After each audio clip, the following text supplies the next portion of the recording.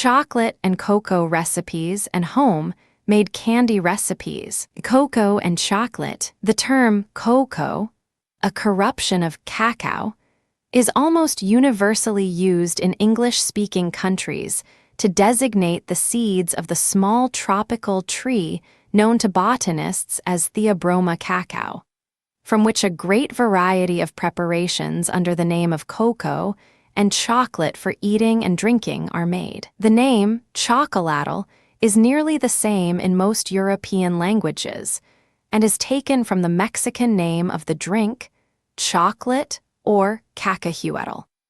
The Spaniards found chocolate in common use among the Mexicans at the time of the invasion under Cortez in 1519, and it was introduced into Spain immediately after. The Mexicans not only used chocolate as a staple article of food, but they used the seeds of the cacao tree as a medium of exchange. No better evidence could be offered of the great advance which has been made in recent years in the knowledge of dietetics than the remarkable increase in the consumption of cocoa and chocolate in this country. The amount retained for home consumption in 1860 was only 181,054 pounds, about 3-5 of an ounce for each inhabitant. The amount retained for home consumption for the year ending Dec. 31, 1908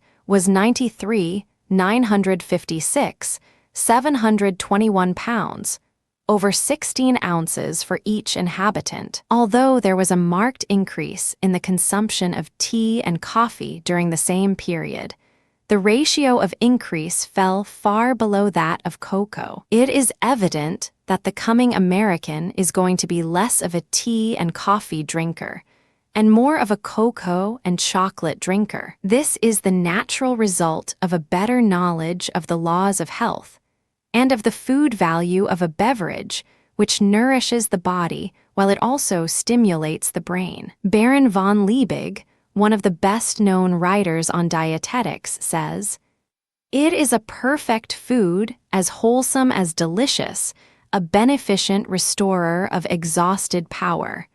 But its quality must be good, and it must be carefully prepared. It is highly nourishing and easily digested, and is fitted to repair wasted strength, preserve health, and prolong life. It agrees with dry temperaments and convalescents, with mothers who nurse their children, with those whose occupations oblige them to undergo severe mental strains, with public speakers, and with all those who give to work a portion of the time needed for sleep. It soothes both stomach and brain, and for this reason, as well as for others, it is the best friend of those engaged in literary pursuits."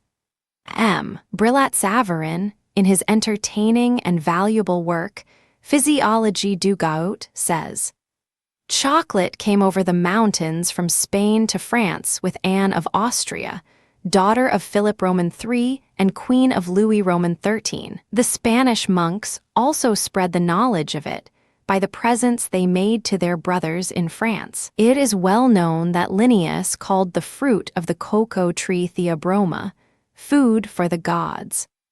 The cause of this emphatic qualification has been sought, and attributed by some to the fact that he was extravagantly fond of chocolate, by others to his desire to please his confessor, and by others to his gallantry, a queen having first introduced it into France. The Spanish ladies of the New World, it is said, carried their love for chocolate to such a degree that, not content with partaking of it several times a day, they had it sometimes carried after them to church. This favoring of the senses often drew upon them the censures of the bishop.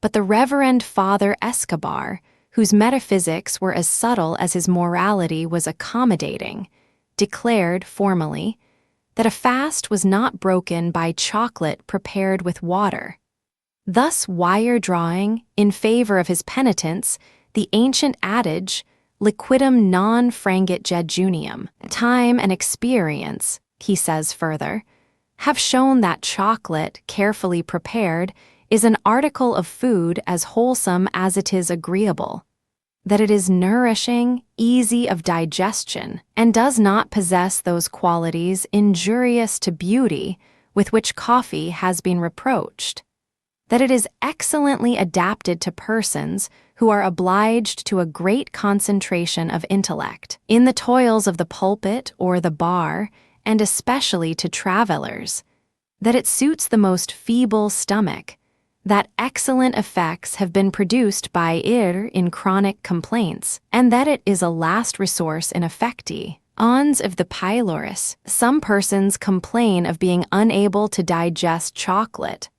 Others, on the contrary, pretend that it has not sufficient nourishment, and that the effect disappears too soon. It is probable that the former have only themselves to blame, and that the chocolate which they use is of bad quality or badly made. For good and well-made chocolate must suit every stomach which retains the slightest digestive power. In regard to the others, the remedy is an easy one. They should reinforce their breakfast with a pâté, a cutlet, or a kidney, moisten the whole with a good draught of Soconisco chocolate, and thank God for a stomach of such superior activity. This gives me an opportunity to make an observation whose accuracy may be depended upon. After a good, complete, and copious breakfast, if we take, in addition, a cup of well-made chocolate, digestion will be perfectly accomplished in 3 hours, and we may dine whenever we like. Out of zeal for science, and by dint of eloquence, I have induced many ladies to try this experiment. They all declared, in the beginning, that it would kill them, but they have all thriven on it and have not failed to glorify their teacher. The people who make constant use of chocolate are the ones who enjoy the most steady health, and are the least subject to a multitude of little ailments which destroy the comfort of life. Their plumpness is also more equal. These are 2 advantages which everyone may verify among his own friends, and wherever the practice is in use. In corroboration of M. Brillat-Savarin's statement as to the value of chocolate as an aid to digestion, we may quote from one of Mme. de Sévigné's letters to her daughter. I took chocolate night before last to digest my dinner, in order to have a good supper. I took some yesterday for nourishment, so as to be able to fast until night. What I consider amusing about chocolate is that it acts according to the wishes of the one who takes it.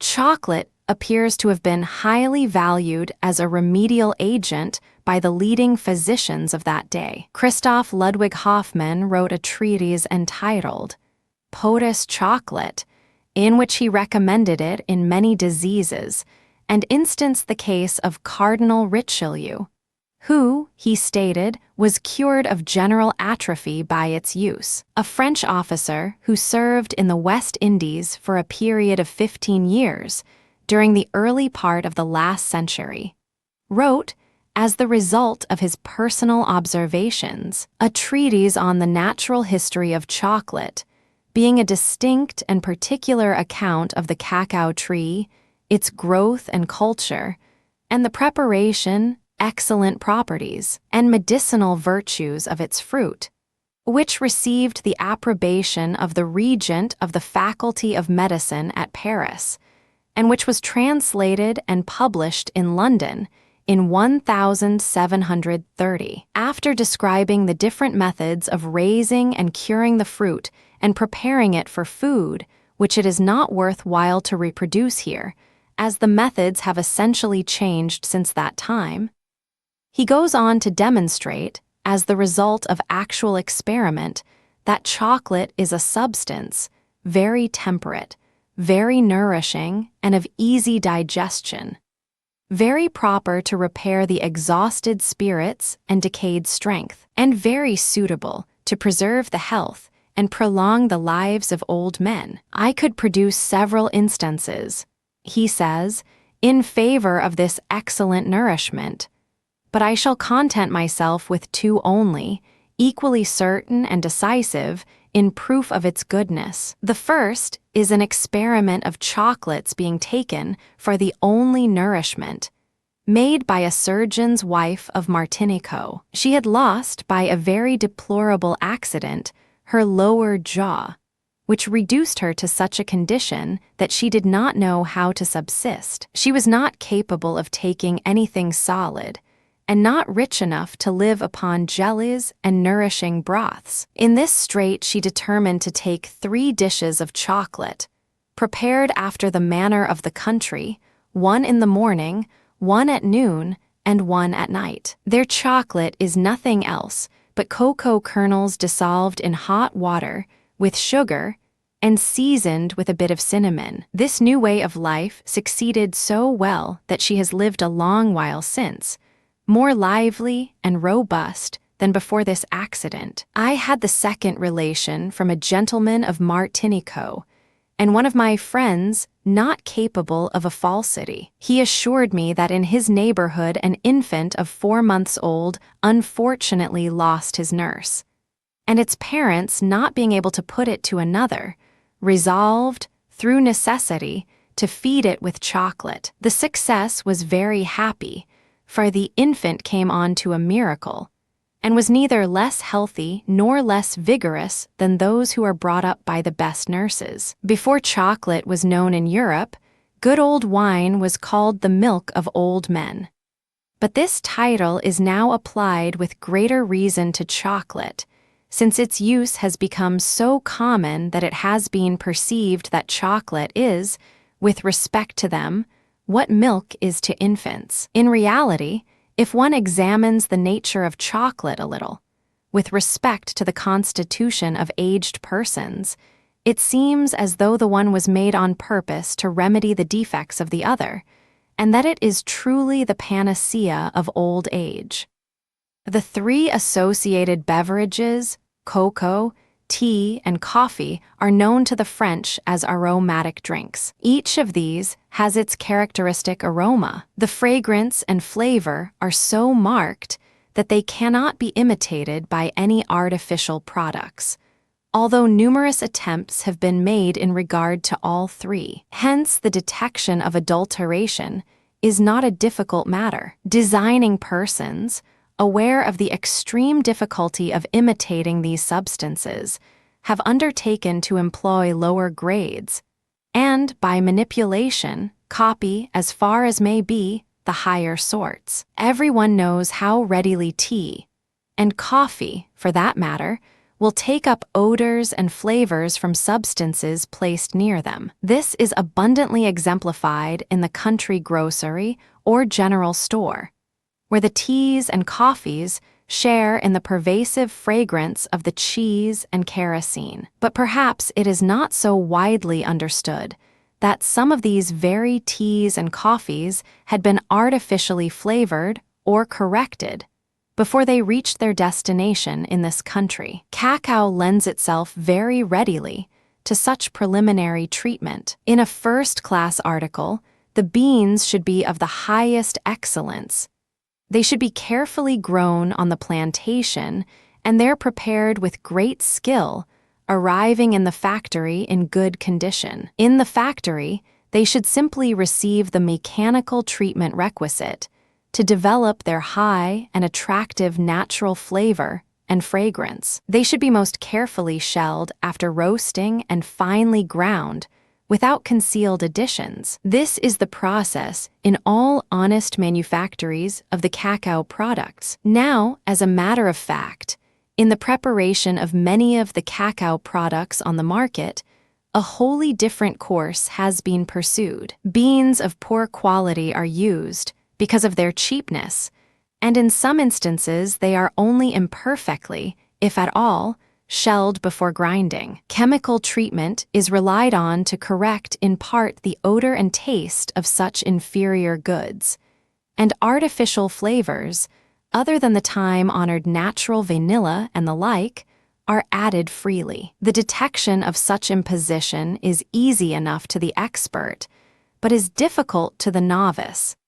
Therefore, the public is largely unable to discriminate between the good and the inferior, and it is perforce compelled to depend almost entirely on the character and reputation of the manufacturer. A distinguished London physician, in giving some hints concerning the proper preparation of cocoa, says, "Start with a pure cocoa of undoubted quality and excellence of manufacture, and which bears the name of a respectable firm." This point is important, for there are many cocoas on the market which have been doctored by the addition of alkali, starch, malt, cola, hops, etc.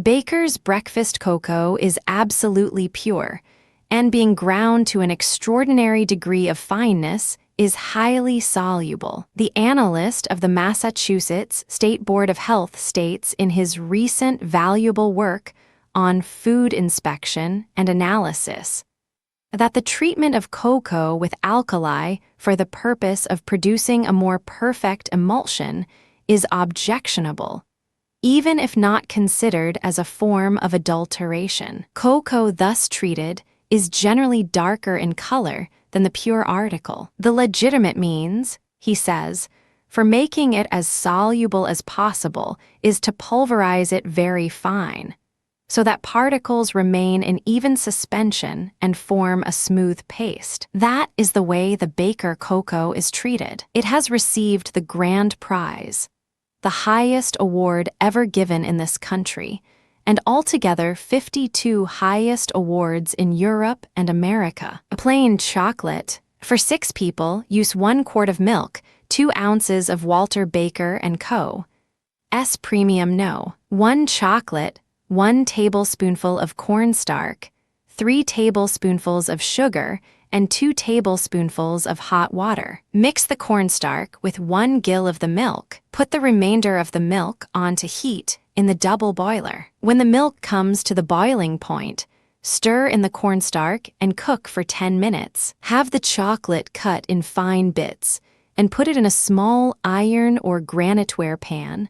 Add the sugar and water and place the pan over a hot fire. Stir constantly until the mixture is smooth and glossy. Add this to the hot milk and beat the mixture with a whisk until it is frothy. Or, the chocolate may be poured back and forth from the boiler to a pitcher, holding high the vessel from which you pour. This will give a thick froth. Serve at once. If you prefer not to have the chocolate thick, omit the cornstarch. If condensed milk is used, substitute water for the milk named above and add 3 tablespoonfuls of condensed milk when the chocolate is added. Chocolate Vienna style. Use 4 ounces of Walter Baker & Co. S vanilla chocolate, 1 quart of milk, 3 tablespoonfuls of hot water, and 1 tablespoonful of sugar. Cut the chocolate in fine bits. Put the milk on the stove in the double boiler. And when it has been heated to the boiling point, put the chocolate, sugar, and water in a small iron or graniteware pan and stir over a hot fire until smooth and glossy. Stir this mixture into the hot milk and beat well with a whisk. Serve at once, putting a tablespoonful of whipped cream in each cup and then filling up with the chocolate. The plain chocolate may be used instead of the vanilla, but in that case, use a teaspoonful of vanilla extract and 3 generous tablespoonfuls of sugar instead of 1. Breakfast cocoa. Walter Baker & Co. S breakfast cocoa is powdered so fine that it can be dissolved by pouring boiling water on it. For this reason, it is often prepared at the table. A small teaspoonful of the powder is put in the cup with a teaspoonful of sugar. On this is poured 2/3 of a cup of boiling water, and milk or cream is added to suit the individual taste. This is very convenient, but cocoa is not nearly so good when prepared in this manner as when it is boiled. For 6 cupfuls of cocoa, use 2 tablespoonfuls of the powder, 2 tablespoonfuls of sugar, half a pint of boiling water, and 1.5 pints of milk. Put the milk on the stove in the double boiler. Put the cocoa and sugar in a saucepan and gradually pour the hot water upon them, stirring all the time. Place the saucepan on the fire and stir until the contents boil. Let this mixture boil for 5 minutes. Then add the boiling milk and serve. A gill of cream is a great addition to this cocoa. Scalded milk may be used in place of boiled milk, if preferred. For flavoring, a few grains of salt and half a teaspoonful of vanilla extract may be added. Chocolate layer cake. Beat half a cupful of butter to a cream and gradually beat into it 1 cupful of sugar. When this is light, beat in half a cupful of milk, a little at a time, and 1 teaspoonful of vanilla. Beat the whites of 6 eggs to a stiff froth. Mix half a teaspoonful of baking powder with 2 scant cupfuls of sifted flour. Stir the flour and whites of eggs alternately into the mixture. Have 3 deep tin plates well buttered, and spread 2/3 of the batter in 2 of them. Into the remaining batter stir 1 ounce of Walter Baker & Co. S Premium No. 1 chocolate, melted, and spread this batter in the 3rd plate. Bake the cakes in a moderate oven for about 20 minutes. Put a layer of white cake on a large plate and spread with white icing. Put the dark cake on this and also spread with white icing. On this, put the 3rd cake. Spread with chocolate icing. To make the icing, put into a graniteware saucepan 2 gills of sugar and 1 of water, and boil gently until bubbles begin to come from the bottom, say, about 5 minutes. Take from the fire instantly. Do not stir or shake the sugar while it is cooking. Pour the hot syrup in a thin stream into the whites of 2 eggs that have been beaten to a stiff froth, beating the mixture all the time. Continue to beat until the icing is thick. Flavor with 1 teaspoonful of vanilla. Use 2/3 of this as a white icing,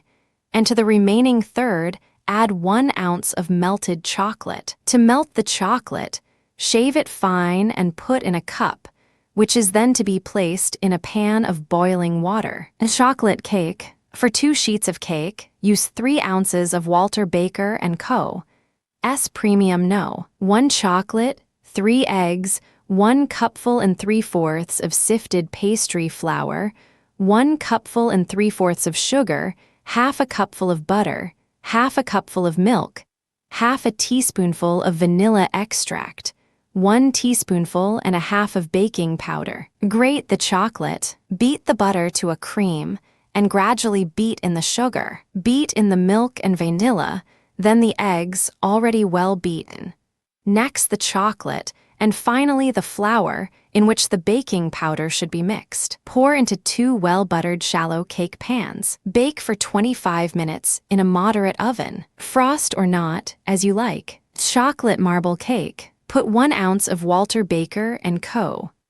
S chocolate and 1 tablespoonful of butter in a cup, and set this in a pan of boiling water. Beat to a cream half a cupful of butter and 1 cupful of sugar. Gradually beat in half a cupful of milk. Now add the whites of 6 eggs beaten to a stiff froth, 1 teaspoonful of vanilla, and a cupful and a half of sifted flour, in which is mixed 1 teaspoonful of baking powder. Put about 1/3 of this mixture into another bowl, and stir the melted butter and chocolate into it. Drop the white and brown mixture in spoonfuls into a well-buttered deep cake pan, and bake in a moderate oven for about 45 minutes. Or, the cake can be baked in a sheet and iced with a chocolate or white icing. Chocolate glacé cake. Beat to a cream a generous half cupful of butter, and gradually beat into this 1 cupful of sugar. Add 1 ounce of Walter Baker & Co. S Premium No. 1 chocolate, melted, also 2 unbeaten eggs. Beat vigorously for 5 minutes. Then stir in half a cupful of milk, and lastly, 1 cupful and a half of flour, with which has been mixed 1 generous teaspoonful of baking powder. Flavor with 1 teaspoonful of vanilla. Pour into a buttered, shallow cake pan, and bake for half an hour in a moderate oven. When cool, spread with glacé frosting. Glacé frosting. Put half a cupful of sugar and 3 tablespoonfuls of water in a small saucepan. Stir over the fire until the sugar is nearly melted. Take the spoon from the pan before the sugar really begins to boil, because it would spoil the icing if the syrup were stirred after it begins to boil. After boiling gently for 4 minutes, add half a teaspoonful of vanilla extract, but do not stir. Then set away to cool. When the syrup is about blood warm, beat it with a wooden spoon until thick and white. Now put the saucepan in another with boiling water, and stir until the icing is thin enough to pour. Spread quickly on the cake. Chocolate glacé. After making a glacé frosting, dissolve 1 ounce of Walter Baker & Co. S Premium No. 1 chocolate in a cup, and put it with the frosting, adding also a tablespoonful of boiling water. Chocolate biscuit. Cover 3 large baking pans with paper that has been well oiled with washed butter. Over these dredge powdered sugar. Melt in a cup 1 ounce of Walter Baker & Co. S Premium No. 1 chocolate. Separate the whites and yolks of 4 eggs. Add to the yolks a generous half cupful of powdered sugar, and beat until light and firm. Add the melted chocolate and beat a few minutes longer. Beat the whites of the eggs to a stiff, dry froth. Measure out 3/4 of a cupful of sifted flour, and stir it and the whites into the yolks. The whites and flour must be cut in as lightly as possible, and with very little stirring. Drop the mixture in teaspoonfuls on the buttered paper. Sprinkle powdered sugar over the cakes, and bake in a slow oven for about 14 or 15 minutes. The mixture can be shaped like lady fingers, if preferred. Chocolate wafers. Grate 4 ounces of Walter Baker & Co. S Premium No. 1 chocolate, and mix with it 2 tablespoonfuls of flour and 1/4 of a teaspoonful, each of cinnamon, cloves, and baking powder. Separate 6 eggs. Add 1 cupful of powdered sugar to the yolks, and beat until very light. Then add the grated yellow rind and the juice of half a lemon, and beat 5 minutes longer. Now add the dry mixture, and with a spoon lightly cut in the whites, which are first to be beaten to a stiff froth. Pour the mixture into buttered shallow pans, having it about 1/2 inch thick. Bake in a moderate oven for half an hour. When the cake is cool, spread a thin layer of currant jelly over 1 sheet and place the other sheet on this. Ice with vanilla icing, and when this hardens, cut in squares. It is particularly nice to serve with ice cream. Cinderella cakes. Use 2 eggs, 1 cupful of sugar, 1 cupful and 1/4 of flour, 1 gill of cold water, 1 tablespoonful of lemon juice, 1 teaspoonful of baking powder, 1 ounce of Walter Baker & Co.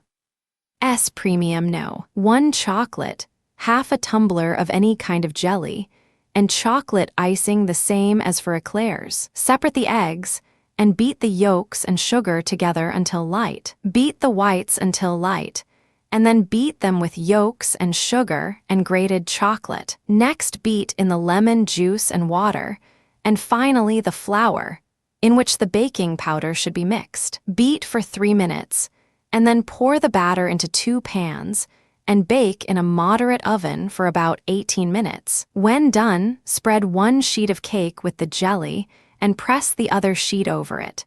And when cold, cut into little squares and triangular pieces. Stick a wooden toothpick into each of these pieces and dip each one into the hot icing, afterwards removing the toothpick, of course. Chocolate eclairs. Into a graniteware saucepan, put 1/2 pint of milk, 2 well-rounded tablespoonfuls of butter, and 1 tablespoonful of sugar, and place on the stove. When this boils up, add 1/2 pint of sifted flour and cook for 2 minutes, beating well with a wooden spoon. It will be smooth and velvety at the end of that time. Set away to cool, and when cool, beat in 4 eggs, 1 at a time. Beat vigorously for about 15 minutes. Try a small bit of the paste in the oven, and if it rises in the form of a hollow ball, the paste is beaten enough. Whereas, If it does not, beat a little longer. Have tin sheets or shallow pans slightly buttered. Have ready, also, a tapering tin tube, with the smaller opening about 3/4 of an inch in diameter. Place this in the small end of a conical cotton pastry bag. Put the mixture in the bag and press out on buttered pans, having each eclair nearly 3 inches long. There should be 18, and they must be at least 2 inches apart as they swell in cooking. Bake in a moderately hot oven for about 25 minutes. Take from the oven, and while they are still warm, coat them with chocolate. When cold, cut open on the side and fill with either of the following described preparations. Filling no. 1. Mix in a bowl 1/2 pint of rich cream, 1 teaspoonful of vanilla, and 4 tablespoonfuls of sugar. Place the bowl in a pan of ice water and beat the cream until light and firm, using either an egg beater or a whisk. Filling no. 2. Put 1/2 pint of milk into a double boiler and place on the fire. Beat together until very light 1 level tablespoonful of flour, 1/2 cupful of sugar, and 1 egg. When the milk boils, stir in this mixture. Add 1/8 of a teaspoonful of salt and cook for 15 minutes, stirring often. When cold, flavor with 1 teaspoonful of vanilla. Icing for eclairs. Put in a small graniteware pan 1/2 pint of sugar and 5 tablespoonfuls of cold water. Stir until the sugar is partially melted, and then place on the stove, stirring for 1/2 minute. Take out the spoon and watch the sugar closely. As soon as it boils, take instantly from the fire and pour upon a meat platter. Let this stand for 8 minutes. Meantime, shave into a cup 1 ounce of Walter Baker & Co. S Premium No. 1 chocolate, and put it on the fire in a pan of boiling water. At the end of 8 minutes, stir the sugar with a wooden spoon until it begins to grow white and to thicken. Add the melted chocolate quickly and continue stirring until the mixture is thick. Put it in a small saucepan and place on the fire in another pan of hot water. Stir until so soft that it will pour freely. Stick a skewer into the side of an eclair and dip the top in the hot chocolate. Place on a plate and continue until all the eclairs are glacéed. They will dry quickly. Do not stir the sugar after the first 1/2 minute, and do not scrape the sugar from the saucepan into the platter. All the directions must be strictly followed. Chocolate cookies. Beat to a cream 1/2 cupful of butter and 1 tablespoonful of lard. Gradually beat into this 1 cupful of sugar, then add 1/4 of a teaspoonful of salt, 1 teaspoonful of cinnamon, and 2 ounces of Walter Baker & Co. S Premium No. 1 chocolate melted. Now add 1 well-beaten egg and 1/2 teaspoonful of soda dissolved in 2 tablespoonfuls of milk. Stir in about 2 cupfuls and 1/2 of flour. Roll thin and, cutting in round cakes, bake in a rather quick oven. The secret of making good cookies is the use of as little flour as will suffice. Chocolate gingerbread. Mix in a large bowl 1 cupful of molasses, 1/2 cupful of sour milk or cream, 1 teaspoonful of ginger, 1 of cinnamon, 1/2 teaspoonful of salt. Dissolve 1 teaspoonful of soda in a teaspoonful of cold water. Add this and 2 tablespoonfuls of melted butter to the mixture. Now stir in 2 cupfuls of sifted flour, and finally add 2 ounces of Walter Baker & Co. S chocolate and 1 tablespoonful of butter, melted together. Pour the mixture into 3 well-buttered, deep tin plates, and bake in a moderately hot oven for about 20 minutes. Vanilla icing. Break the white of 1 large egg into a bowl, and gradually beat into it 1 cupful of confectioner's sugar. Beat for 3 minutes, add 1/2 teaspoonful of vanilla extract, and spread thinly on the cakes. Chocolate icing. Make a vanilla icing, and add 1 tablespoonful of cold water to it. Scrape fine 1 ounce of Walter Baker & Co. S Premium No. 1 chocolate, and put it in a small iron or graniteware saucepan, with 2 tablespoonfuls of confectioner's sugar and 1 tablespoonful of hot water. Stir over a hot fire until smooth and glossy. Then add another tablespoonful of hot water. Stir the dissolved chocolate into the vanilla icing. Chocolate profiteroles. Shave into a cup 1 ounce of Walter Baker & Co.'s Premium No. 1 chocolate, and put the cup into a pan of boiling water. Make a paste the same as for eclairs.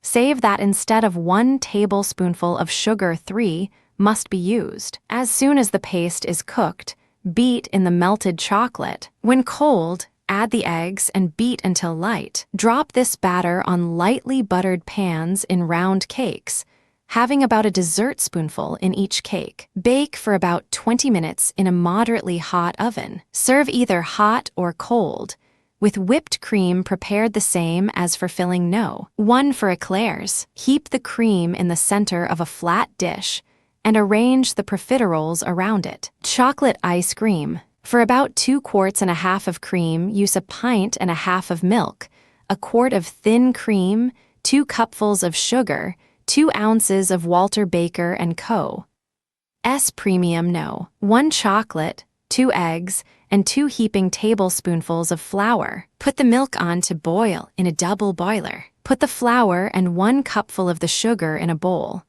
Add the eggs and beat the mixture until light. Stir this into the boiling milk and cook for 20 minutes, stirring often. Scrape the chocolate and put it in a small saucepan. Add 4 tablespoonfuls of sugar, which should be taken from the second cupful, and 2 tablespoonfuls of hot water. Stir over a hot fire until smooth and glossy. Add this to the cooking mixture. When the preparation has cooked for 20 minutes, take it from the fire and add the remainder of the sugar and the cream, which should be gradually beaten into the hot mixture. Set away to cool, and when cold, freeze. Chocolate cream pies. Beat to a cream half a cupful of butter and a cupful and a quarter of powdered sugar. Add 2 well-beaten eggs, 2 tablespoonfuls of wine, half a cupful of milk, and a cupful and a half of sifted flour, with which has been mixed a teaspoonful and a half of baking powder. Bake this in 4 well-buttered, deep, tin plates for about 15 minutes in a moderate oven. Put half a pint of milk in the double boiler and on the fire. Beat together the yolks of 2 eggs, 3 tablespoonfuls of powdered sugar, and a level tablespoonful of flour. Stir this mixture into the boiling milk, beating well. Add 1/6 of a teaspoonful of salt and cook for 15 minutes, stirring often. When cooked, flavor with half a teaspoonful of vanilla extract. Put 2 of the cakes on 2 large plates, spread the cream over them, and lay the other 2 cakes on top. Beat the whites of the 2 eggs to a stiff froth, and then beat into them 1 cupful of powdered sugar and 1 teaspoonful of vanilla. Shave 1 ounce of Walter Baker & Co.'s Premium No. 1 chocolate, and put it in a small pan with 2 tablespoonfuls of sugar and 1 tablespoonful of boiling water. Stir over a hot fire until smooth and glossy. Now add 3 tablespoonfuls of cream or milk and stir into the beaten egg and sugar. Spread on the pies and set away for a few hours. A chocolate mousse. Put a 3-quart mold in a wooden pail, first lining the bottom with fine ice and a thin layer of coarse salt. Pack the space between the mold and the pail solidly with fine ice and coarse salt, using 2 quarts of salt and ice enough to fill the space. Whip 1 quart of cream and drain it in a sieve. Whip again all the cream that drains through. Put in a small pan 1 ounce of Walter Baker & Co.'s Premium No. 1 chocolate, 3 tablespoonfuls of sugar, and 1 of boiling water, and stir over a hot fire until smooth and glossy. Add 3 tablespoonfuls of cream. Sprinkle a cupful of powdered sugar over the whipped cream. Pour the chocolate in a thin stream into the cream, and stir gently until well mixed. Wipe out the chilled mold and turn the cream into it. Cover and then place a little ice lightly on top. Wet a piece of carpet in water and cover the top of the pail. Set away for 3 or 4 hours.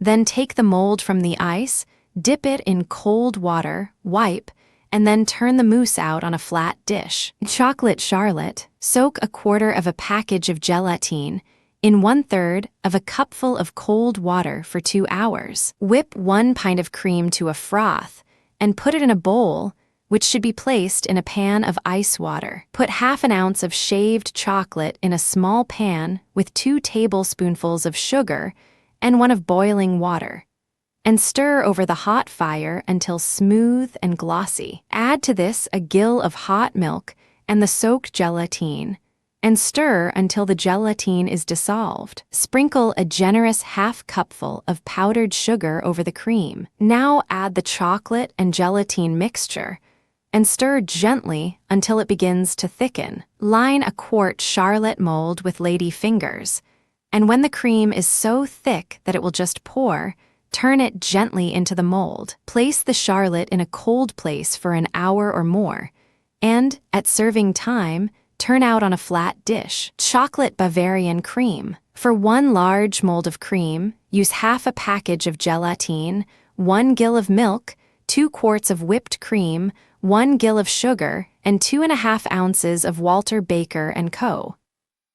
Chocolate. Soak the gelatine in cold water for 2 hours. Whip and drain the cream, scrape the chocolate, and put the milk on to boil. Put the chocolate, 2 tablespoonfuls of sugar, and 1 of hot water in a small saucepan, and stir on a hot fire until smooth and glossy. Stir this into the hot milk. Now add the soaked gelatine and the remainder of the sugar. Strain this mixture into a basin that will hold 2 quarts or more. Place the basin in a pan of ice water and stir until cold, when it will begin to thicken. Instantly begin to stir in the whipped cream, adding 1/2 the amount at first. When all the cream has been added, dip the mold in cold water and turn the cream into it. Place in the ice chest for an hour or more. At serving time, dip the mold in tepid water. See that the cream will come from the sides of the mold and turn out on a flat dish. Serve with whipped cream. Chocolate cream. Soak a box of gelatine in 1/2 a pint of cold water for 2 hours. Put 1 quart of milk in the double boiler and place on the fire. Shave 2 ounces of Walter Baker & Co. Premium No. 1 chocolate, and put it in a small pan with 4 tablespoonfuls of sugar and 2 of boiling water. Stir over a hot fire until smooth and glossy, and then stir into the hot milk. Beat the yolks of 5 eggs with 1/2 a cupful of sugar. Add to the gelatine and stir the mixture into the hot milk. Cook 3 minutes longer, stirring all the while. On taking from the fire, add 2 teaspoonfuls of vanilla and 1/2 a saltspoonful of salt. Strain and pour into molds that have been rinsed in cold water. Set away to harden and serve with sugar and cream. Chocolate blanc mange. Put 1 quart of milk in the double boiler and place on the fire. Sprinkle into it 1 level tablespoonful of sea moss farina. Cover and cook until the mixture looks white, stirring frequently. It will take about 20 minutes. While the milk and farina are cooking, shave 2 ounces of Walter Baker & Co. Premium No. 1 chocolate, and put it into a small pan with 4 tablespoonfuls of sugar and 2 of boiling water. Stir over a hot fire until smooth and glossy, then stir into the cooked mixture. Add a saltspoonful of salt and a teaspoonful of vanilla. Strain and turn into a mold that has been rinsed in cold water. Set the mold in a cold place, and do not disturb it until the blanc mange is cold and firm. Serve with sugar and cream. Chocolate cream renversé. Use 1 quart of milk, 7 eggs, 1/2 a pint of sugar, 1 ounce of Walter Baker & Co.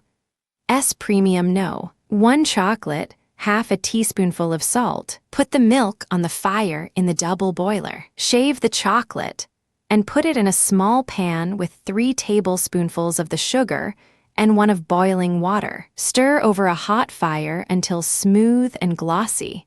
Then stir into the hot milk and take the milk from the fire to cool. Put 3 tablespoonfuls of sugar into a Charlotte mold that will hold a little more than a quart and place on the stove. When the sugar melts and begins to smoke, move the mold round and round to coat it with the burnt sugar.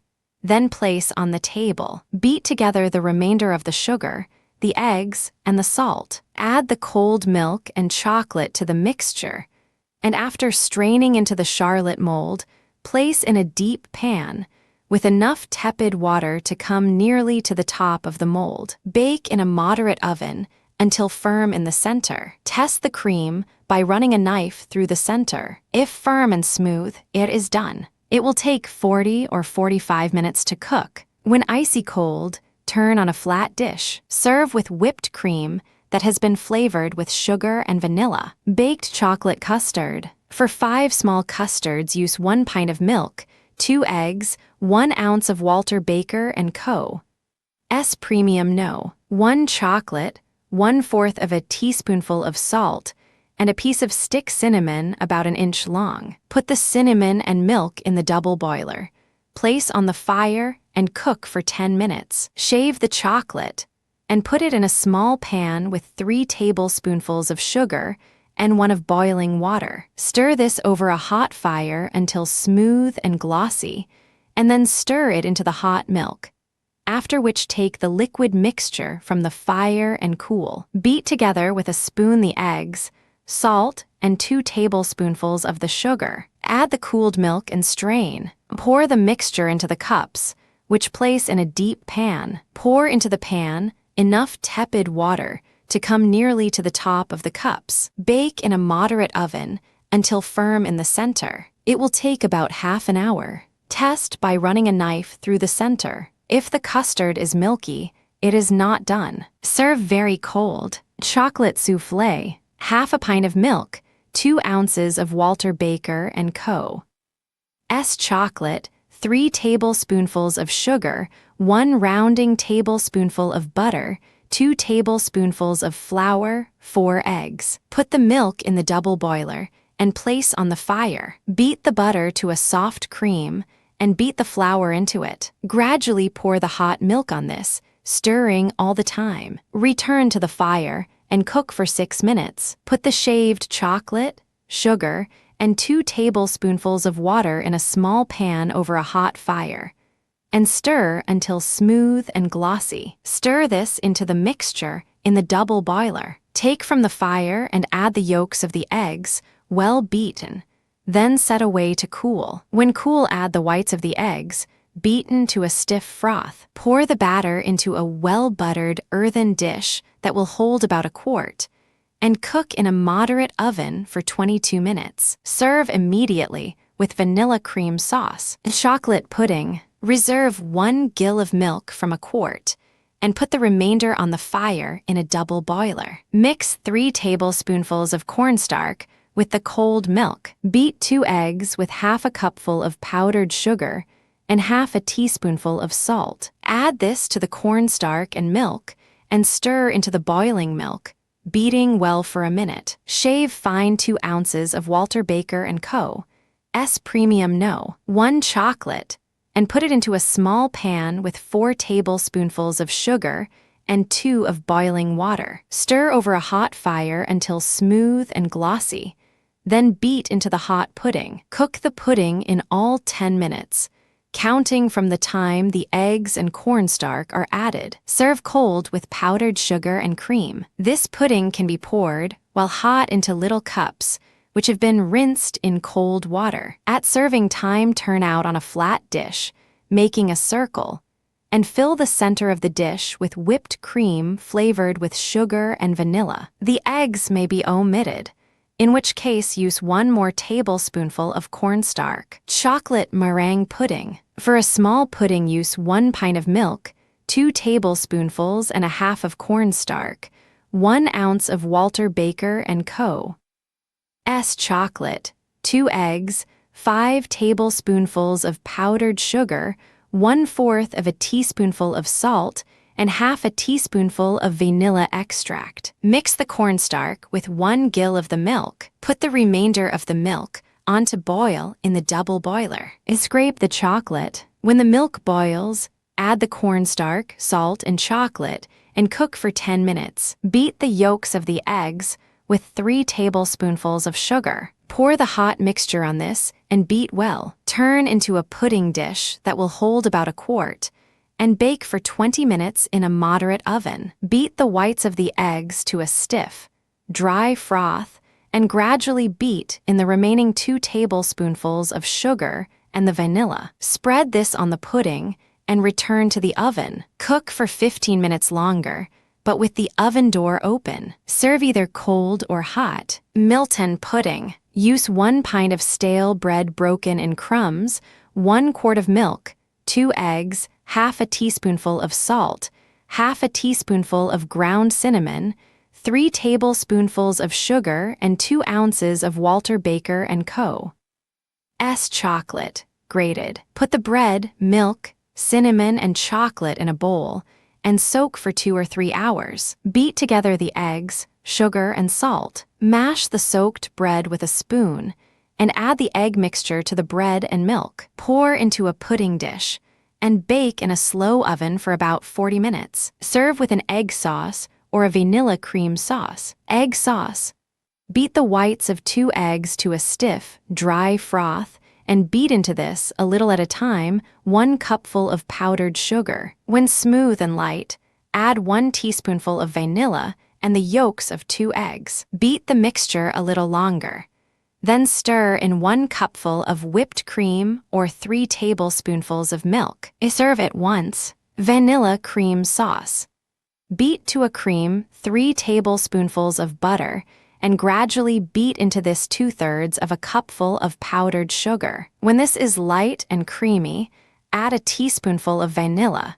Then gradually beat in 2 cupfuls of whipped cream. Place the bowl in a pan of boiling water and stir constantly for 3 minutes. Pour the sauce into a warm bowl and serve. Snow pudding. Put a pint of milk in the double boiler and on the fire. Mix 3 tablespoonfuls of cornstarch with a gill of milk and 1/3 of a teaspoonful of salt. Stir this into the milk when it boils. Beat the whites of 4 eggs to a stiff froth, and then gradually beat into them half a cupful of powdered sugar and 1 teaspoonful of vanilla. Add this to the cooking mixture and beat vigorously for 1 minute. Rinse a mold in cold water and pouring the pudding into it, set away to cool. At serving time, turn out on a flat dish and serve with chocolate sauce. Chocolate sauce. Put 1 pint of milk in the double boiler and on the fire. Shave 2 ounces of Walter Baker & Co.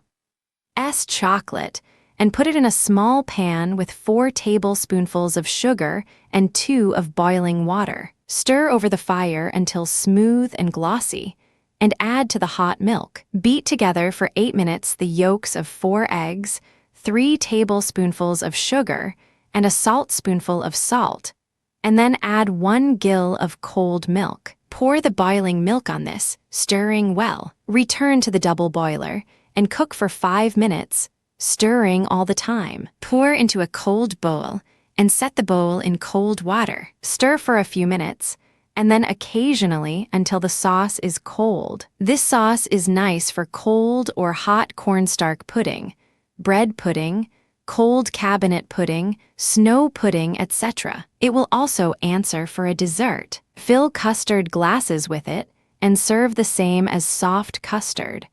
Or have the glasses 2/3 full and heap up with whipped cream. Chocolate candy. 1 cupful of molasses, 2 cupfuls of sugar, 1 cupful of milk, 1/2 pound of chocolate, a piece of butter half the size of an egg. Boil the milk and molasses together, scrape the chocolate fine, and mix with just enough of the boiling milk and molasses to moisten. Rub it perfectly smooth then with the sugar, stir into the boiling liquid. Add the butter and boil 20 minutes. Try as molasses candy, and if it hardens, pour into a buttered dish. Cut the same as nut candy. Creamed chocolate caramel. Mix together in a graniteware saucepan 1/2 pint of sugar, 1/2 pint of molasses, 1/2 pint of thick cream, 1 generous tablespoonful of butter, and 4 ounces of Walter Baker & Co. S. Premium No. 1. Chocolate. Place on the fire and stir until the mixture boils. Cook until a few drops of it will harden if dropped into ice water.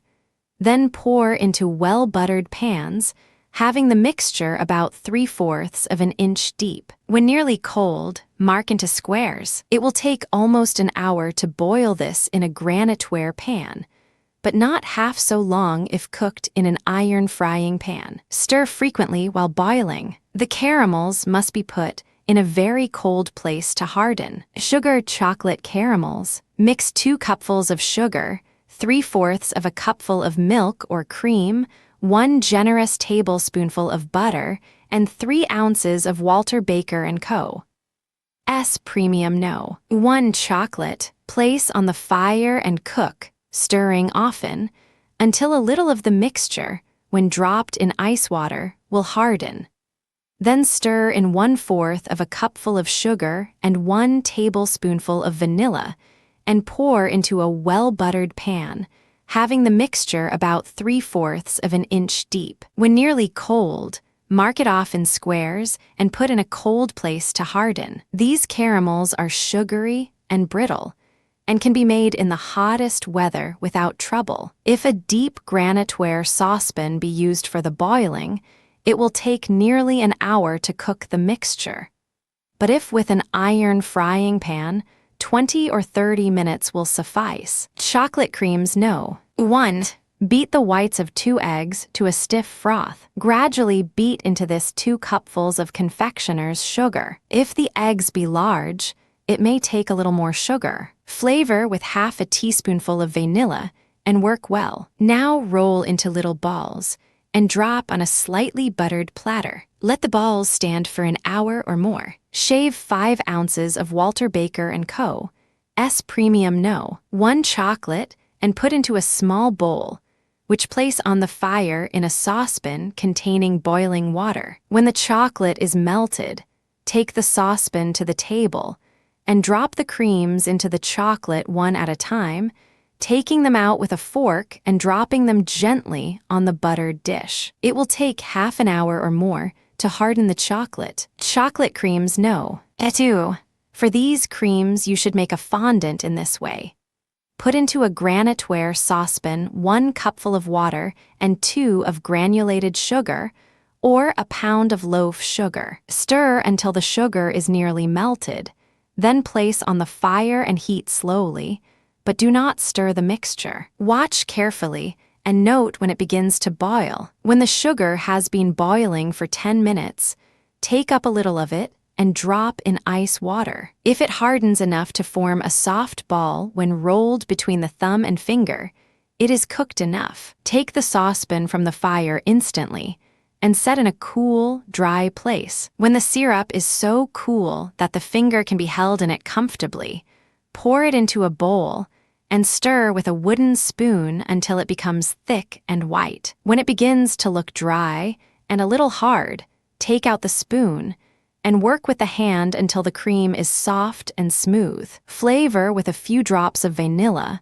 and, after shaping, cover with chocolate as directed in the preceding recipe. Caution: do not stir the syrup while it is cooking, and be careful not to jar or shake the saucepan. In chocolate cones, boil the sugar as directed for fondant in the recipe for chocolate creams. No. 2, but not quite so long, say about 11 minutes. The syrup, when tested, should be too soft to ball. When cold, pour into a bowl and beat until thick and creamy. If properly boiled, it will not become thick enough to work with the hands. Have 6 ounces of Walter Baker & Co.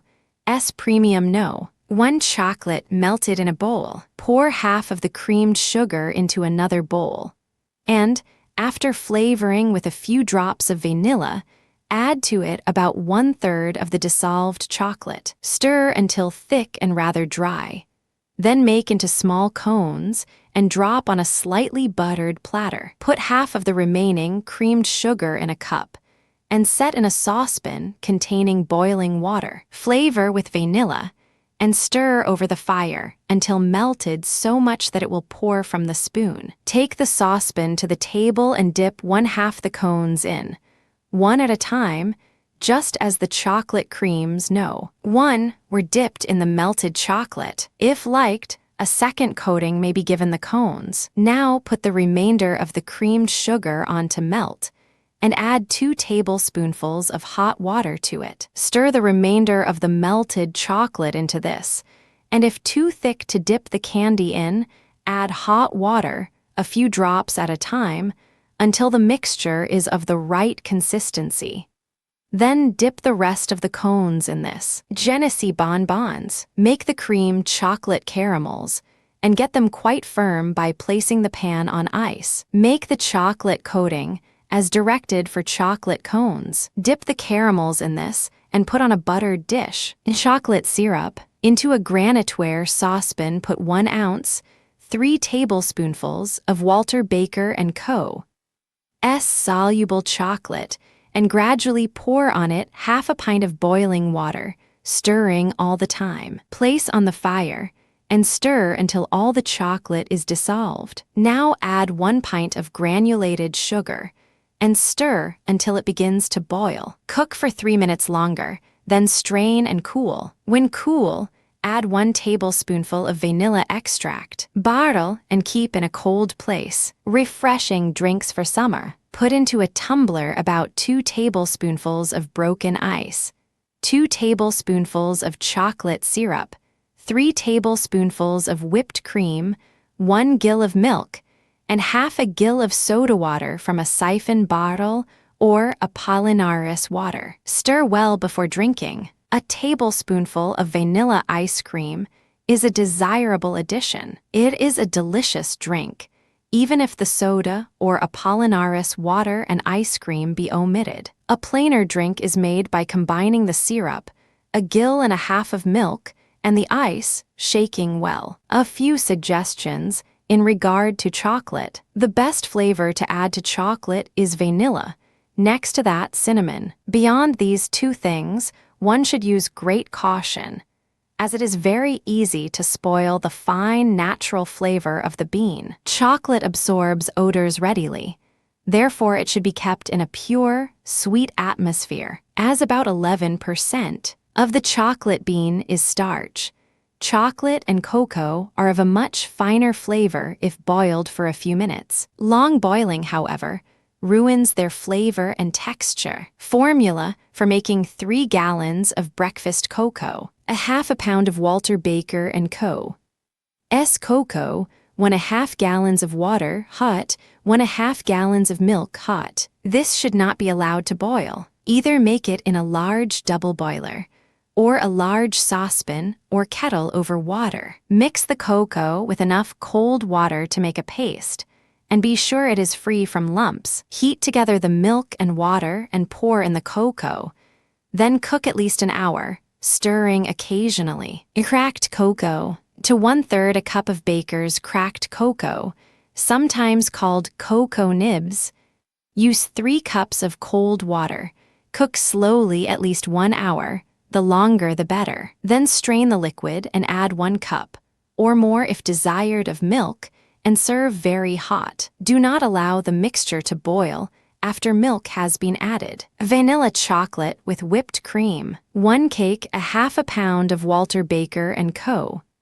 Vanilla sweet chocolate, 4 cups of boiling water, pinch of salt, 4 cups of hot milk. This must be made in a double boiler. Put the chocolate, boiling water and salt in upper part of the double boiler. Stir and beat with a wooden spoon until the chocolate is dissolved and smooth. Add the milk, and when thoroughly hot, strain and serve with unsweetened whipped cream. More cooking will improve it. Chocolate cream pie. Line a pie plate with rich pie crust, putting on an extra edge of crust the same as for custard pie. Fill with the chocolate filling made after the following recipe. Bake in a hot oven until crust is done.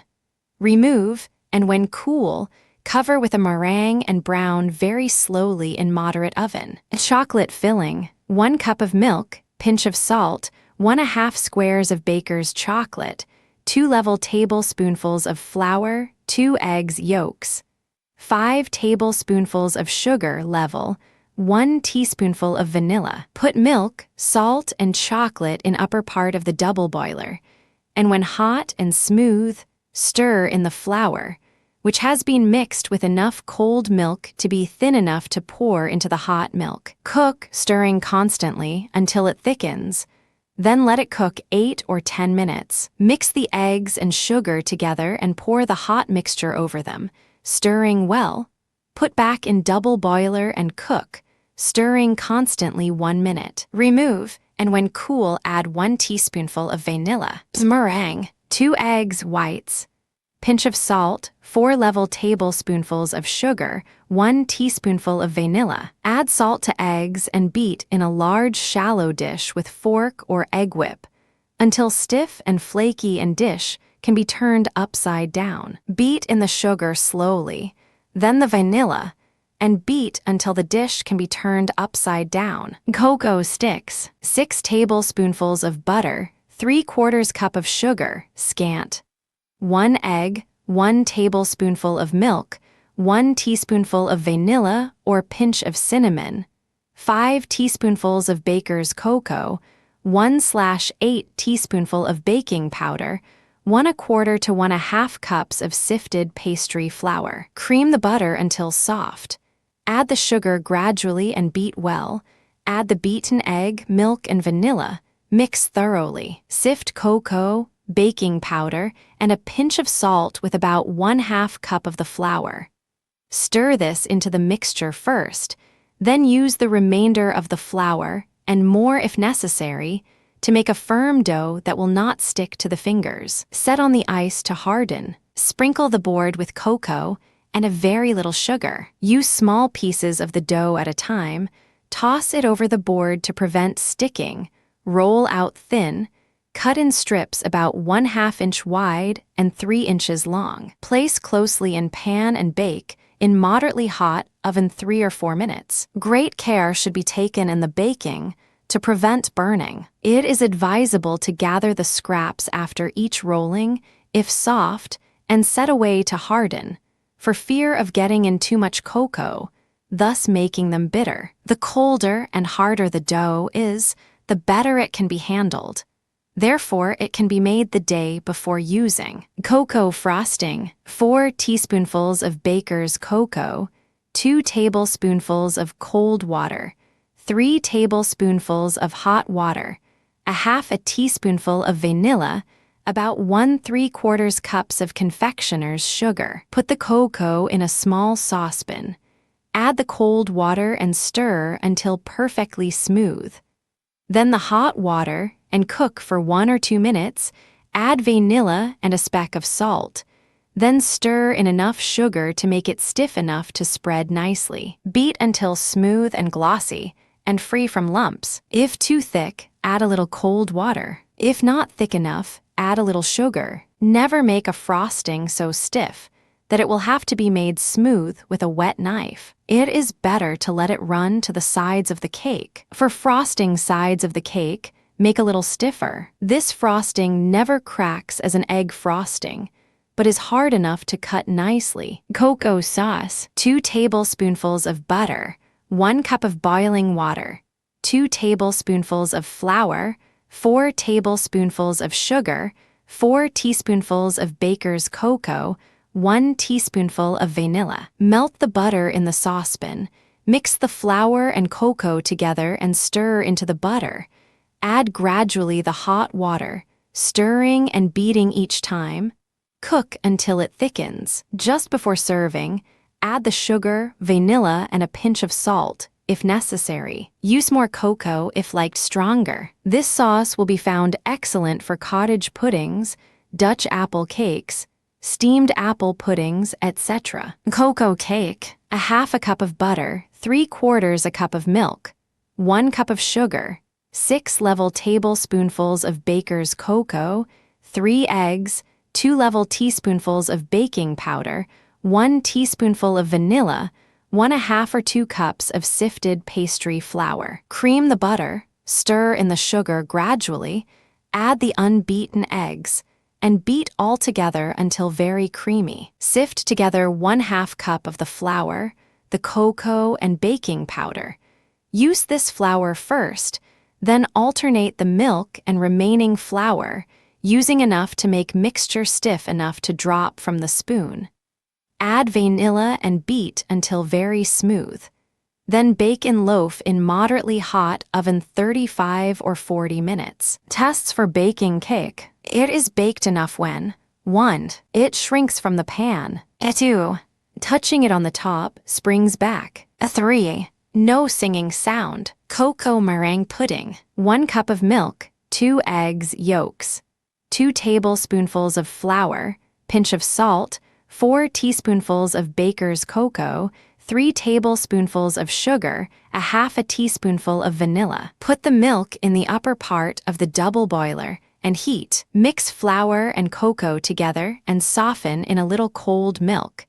Mix until free from lumps. When the milk is hot, add the flour and cook, stirring often 8 or 10 minutes. Beat yolks of eggs lightly.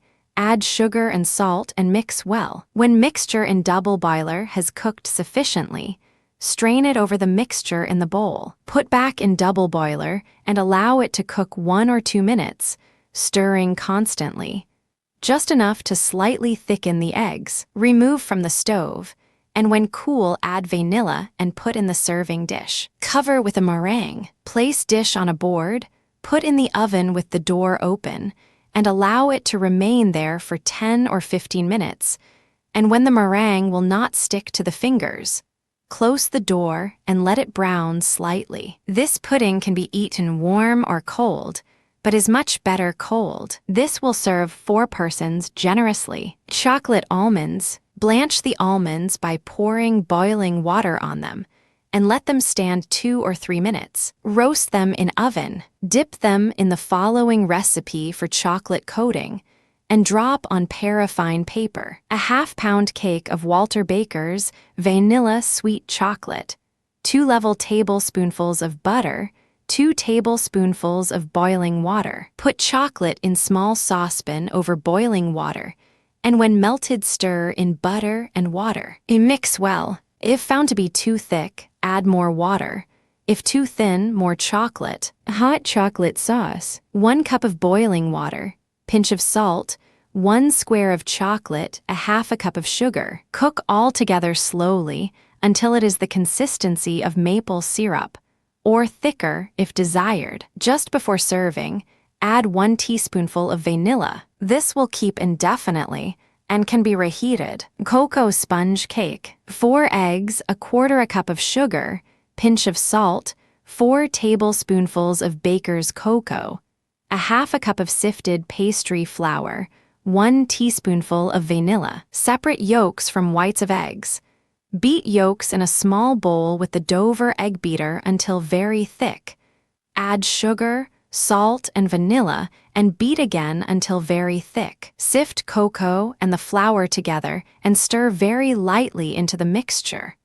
Fold in the stiffly beaten whites of the eggs and bake in a loaf in a moderate oven until done. Do not butter the pan, but when cake is baked, invert the pan, and when cool, remove the cake. Chocolate frosting. 1 square of baker's chocolate, pinch of salt, 5 tablespoonfuls of boiling water, 1 teaspoonful of vanilla, about 3 cups of sifted confectioner's sugar. Melt chocolate in bowl over tea kettle, add water, salt, and vanilla, and when smooth, add the sugar, and heat until very glossy. Make the frosting stiff enough to spread without using a wet knife. It will keep indefinitely. Chocolate cake or devil's food. 5 level tablespoonfuls of butter, 1/4 cups of sugar, 3½ squares of baker's chocolate. Melted, 3 eggs, 1 teaspoonful of vanilla, 3/4 a cup of milk, 3½ level teaspoonfuls of baking powder, 1½ cups of sifted pastry flour. Cream the butter, add sugar and chocolate, then the unbeaten eggs and vanilla, and beat together until very smooth. Sift the baking powder with 1/2 a cup of the flour and use first.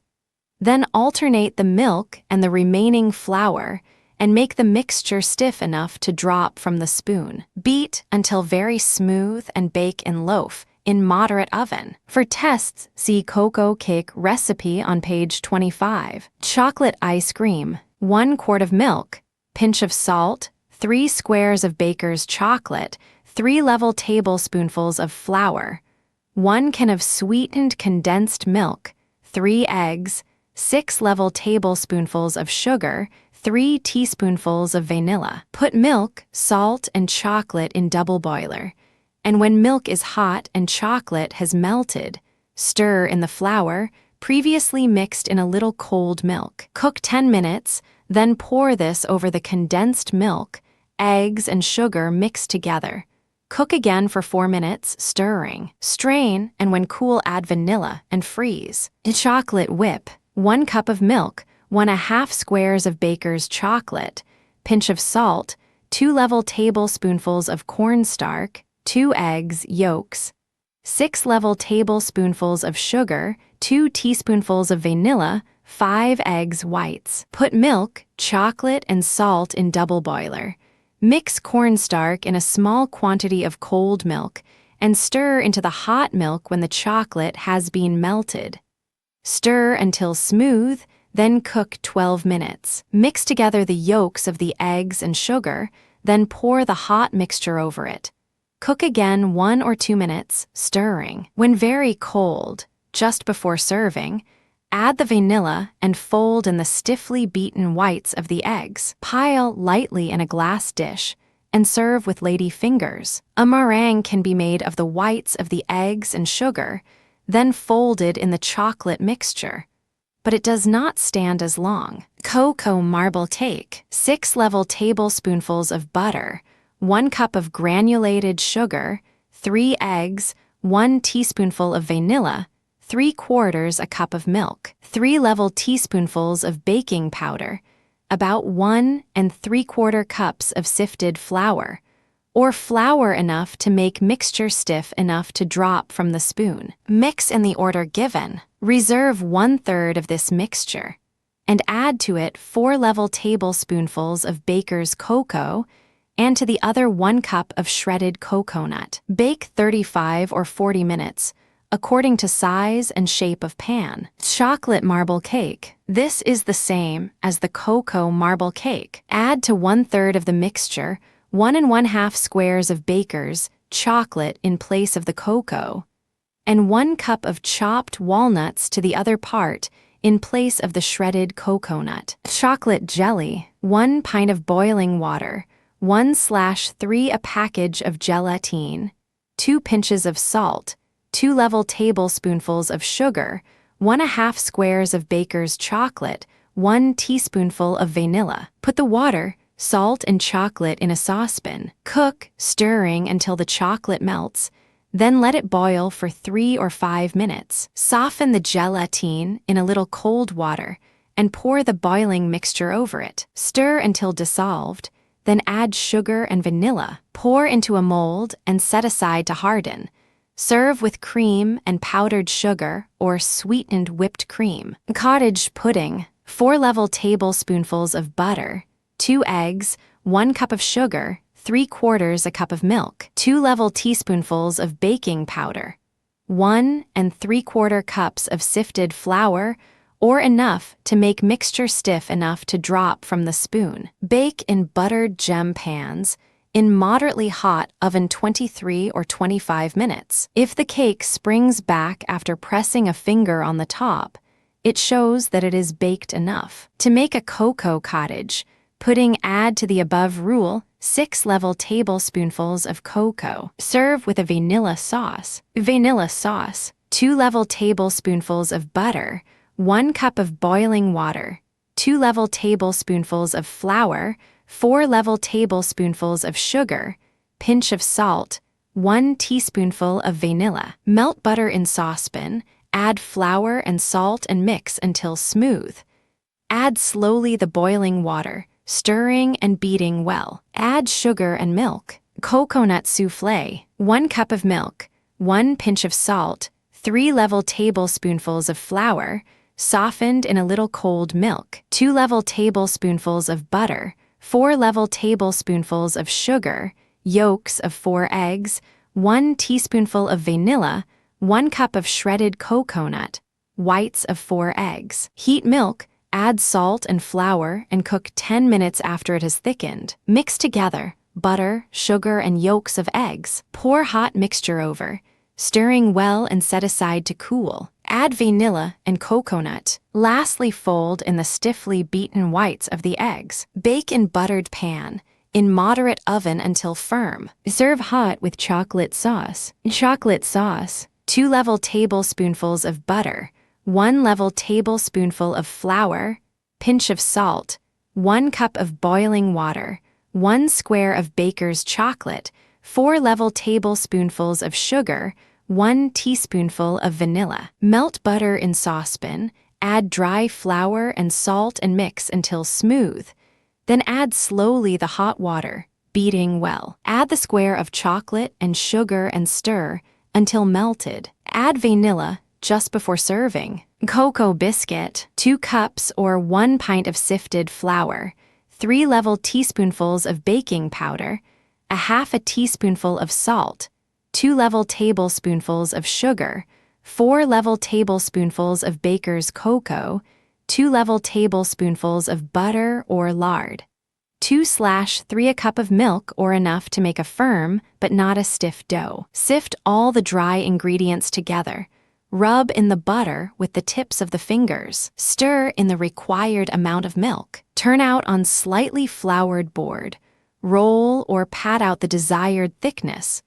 Place close together in pan and bake in very hot oven 10 or 15 minutes. Cocoa fudge: a half a cup of milk, 3 level tablespoonfuls of butter, 2½ cups of powdered sugar, 6 tablespoonfuls of baker's cocoa, pinch of salt, 1 teaspoonful of vanilla. Mix all ingredients together but vanilla.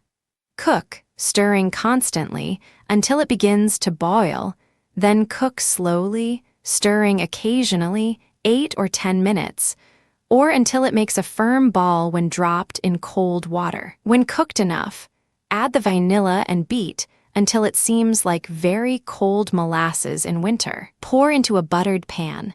When firm, cut in squares. Great care must be taken not to beat too much, because it cannot be poured into the pan and will not have a gloss on top. Miss M. E. Robinson's recipes. Plain chocolate: 1 ounce or square of baker's premium chocolate, 3 tablespoonfuls of sugar, 1/8 a teaspoonful of salt, 1 pint of boiling water, 1 pint of milk. Place the chocolate, sugar, and salt in the agate chocolate pot or saucepan.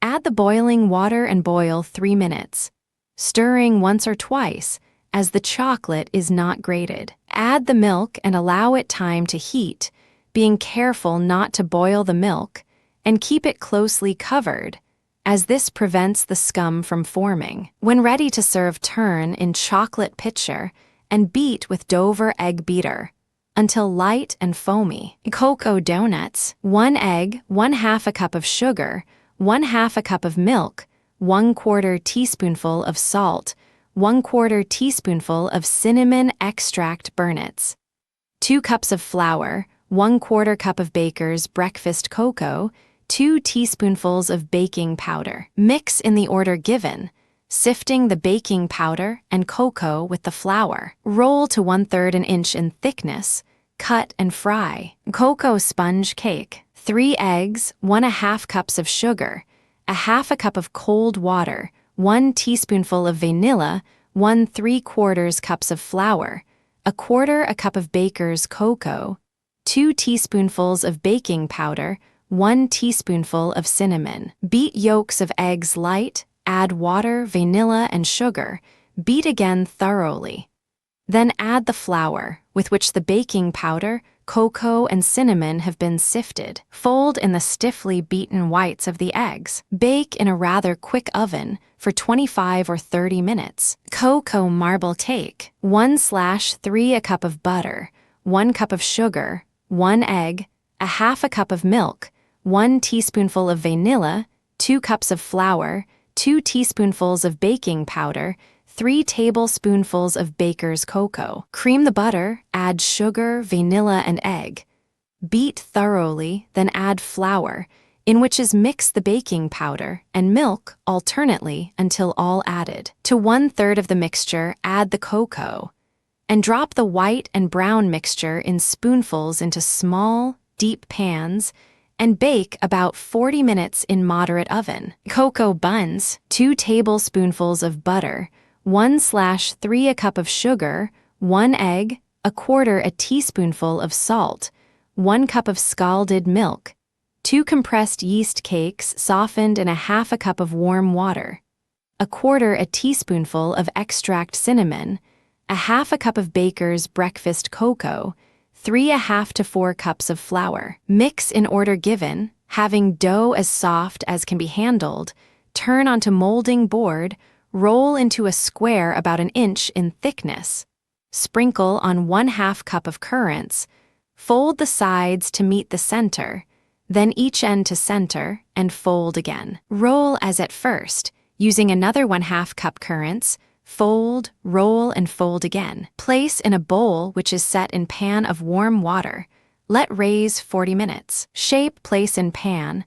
Let raise until doubled in size. Bake 15 to 20 minutes. As you take from oven, brush the top with white of 1 egg beaten with 1/2 cup confectioner's sugar. Let stand 5 minutes. Then they are ready to serve. Mrs. Rohrer's chocolate cake. 2 ounces of chocolate, 4 eggs, 1/2 cup of milk, 1 teaspoonful of vanilla, 1/2 cup of butter, 1½ cups of sugar, 1 heaping teaspoonful of baking powder, 1¾ cups of flour. Dissolve the chocolate in 5 tablespoonfuls of boiling water. Beat the butter to a cream, add the yolks, beat again, then the milk, then the melted chocolate and flour. Give the whole a vigorous beating. Now beat the whites of the eggs to a stiff froth and stir them carefully into the mixture.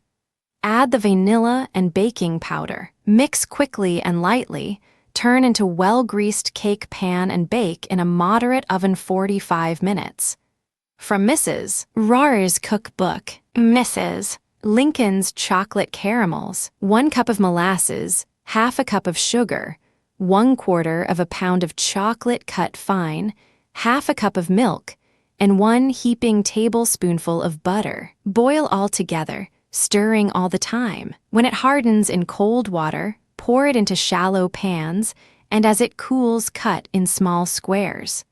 From Mrs. Lincoln's Boston Cookbook. Miss Farmer's chocolate nougat cake. 1/4 cup of butter, 1½ cups of powdered sugar, 1 egg, 1 cup of milk, 2 cups of bread flour, 3 teaspoonfuls of baking powder, 1/2 teaspoonful of vanilla, 2 squares of chocolate, melted, 1/2 cup of powdered sugar, 2/3 a cup of almonds blanched and shredded. Cream the butter, add gradually 1 1/2 cups of sugar and egg unbeaten.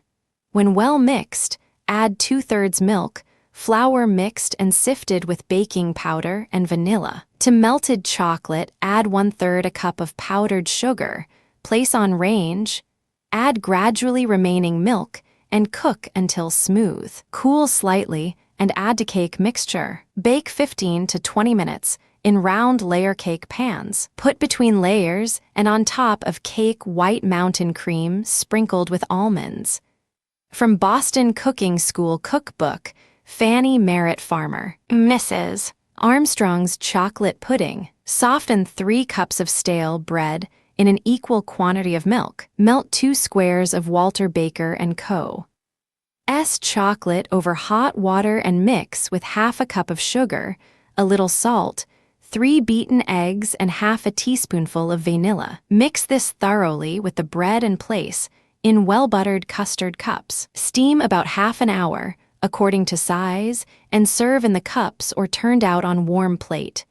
Mrs. Helen Armstrong. Mrs. Armstrong's chocolate charlotte. Soak 1/4 package of gelatine in 1/4 a cupful of cold water. Whip 1 pint of cream to a froth and put it in a bowl. which should be placed in a pan of ice water. Put an ounce of Walter Baker & Co. chocolate in a small pan with 2 tablespoonfuls of sugar and 1 of boiling water, and stir over the hot fire until smooth and glossy. Add to this a gill of hot milk and the soaked gelatine, and stir until the gelatine is dissolved. Sprinkle a generous half-cupful of powdered sugar over the cream. Now add the chocolate and gelatine mixture and stir gently until it begins to thicken. Line a quart charlotte mold with lady fingers, and when the cream is so thick that it will just pour, turn it gently into the mold. Place the charlotte in a cold place for an hour or more, and at serving time turn out on a flat dish. Mrs. Helen Armstrong chocolate jelly with crystallized green gauges. Dissolve in a quart of water 3 tablespoonfuls of grated chocolate. Let come to a boil. Simmer 10 minutes. Add a cup of sugar and a box of gelatine that has been softened in a cup of water, and strain through a jelly bag or 2 thicknesses of cheesecloth. When almost cold, add a dessertspoonful of vanilla and a tablespoonful of brandy. Then whisk well. Add half a pound of crystallized green gauges cut into small pieces. Pour into a pretty mold, and when cold, serve with whipped cream. Mrs. Bedford's chocolate crullers. Cream 2 tablespoonfuls of butter and 1/2 of a cupful of sugar. Gradually add the beaten yolks of 3 eggs and 1 1/2 cupfuls more of sugar, 1 cupful of sour milk, 1 teaspoonful of vanilla, 2 ounces of chocolate grated and melted over hot water, 1/3 of a teaspoonful of soda dissolved in 1/2 of a teaspoonful of boiling water, the whites of the eggs whipped to a stiff froth, and sufficient sifted flour to make a soft dough. Roll out, cut into oblongs. Divide each into 3 strips, leaving the dough united at one end. Braid loosely, pinch the ends together and cook until golden brown in smoking hot fat. Mrs. Cornelia C. Bedford. Mrs. Bedford's hot cocoa sauce for ice cream. Boil together 1 1/2 cupfuls of water and 1 cupful of sugar for 2 minutes. Add 1 tablespoonful of arrowroot dissolved in a little cold water. Stir for a moment, then boil until clear. Add 2 tablespoonfuls of cocoa, which has been dissolved in a little hot water, and a tiny pinch of salt, and boil 3 minutes longer. Take from the fire and add 1 teaspoonful of vanilla. Mrs. Cornelia C. Bedford. Mrs. Bedford's chocolate macaroons. Grate 1/4 of a pound of chocolate and mix 1/4 of a pound of sifted powdered sugar and 1/4 of a pound of blanched and ground almonds. Add a pinch of cinnamon and mix to a soft paste with eggs beaten until thick. Drop in 1/2 teaspoonfuls on slightly buttered paper and bake in a moderate oven. Do not take from the paper until cold, then brush the underside with cold water and the paper can be readily stripped off. Mrs. Cornelia C. Bedford. Mrs. Ewing's creamy cocoa. Stir together in a saucepan 1/2 cup of Walter Baker & Co. breakfast cocoa, 1/2 cup of flour, 1/2 cup of granulated sugar, and 1/2 teaspoonful of salt. Add gradually 1 quart of boiling water and let the mixture boil 5 minutes, stirring it constantly. Remove from the fire. Add a quart of boiling milk and serve. If desired, a spoonful of whipped cream may be put in each cup before filling with the cocoa. The proportions given will make delicious, creamy cocoa, sufficient to serve 12 persons. The flour should be sifted before it is measured. By Mrs. Emma P. Ewing, author of The Art of Cookery. Mrs. Ewing's creamy chocolate. Mix together 1/2 cup of sifted flour, 1/2 cup of granulated sugar, and 1/2 teaspoonful of salt. Put into a saucepan 1/2 cup of Walter Baker & Co. Premium No. 1 chocolate, finely shaved. Add 1 quart of boiling water. Stir until dissolved. Add the flour, sugar, and salt and boil gently, stirring constantly, 5 minutes. Then stir in a quart of boiling milk and serve with or without whipped cream. Mrs. Emma P. Ewing, author of The Art of Cookery. Mrs. Hill's Cocoa Frappé. Mix half a pound of cocoa and 3 cupfuls of sugar. Cook with 2 cupfuls of boiling water until smooth. Add to 3 quarts and a half of milk scalded with cinnamon bark. Cook for 10 minutes. Beat in the beaten whites of 2 eggs mixed with a cupful of sugar and a pint of whipped cream. Cool, flavor with vanilla extract, and freeze. Serve in cups. Garnish with whipped cream.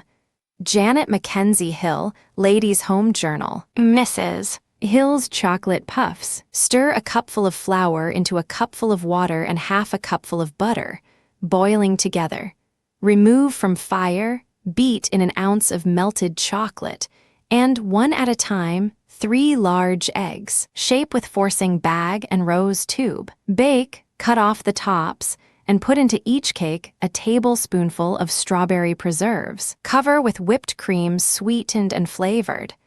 Janet Mackenzie Hill, Ladies' Home Journal. Miss Farmer's Chocolate Cream Candy. 2 cups of sugar, 2/3 a cup of milk, 1 tablespoonful of butter, 2 squares of chocolate, 1 teaspoonful of vanilla. Put butter into granite saucepan. When melted, add sugar and milk. Heat to boiling point. Then add chocolate and stir constantly until chocolate is melted. Boil 13 minutes.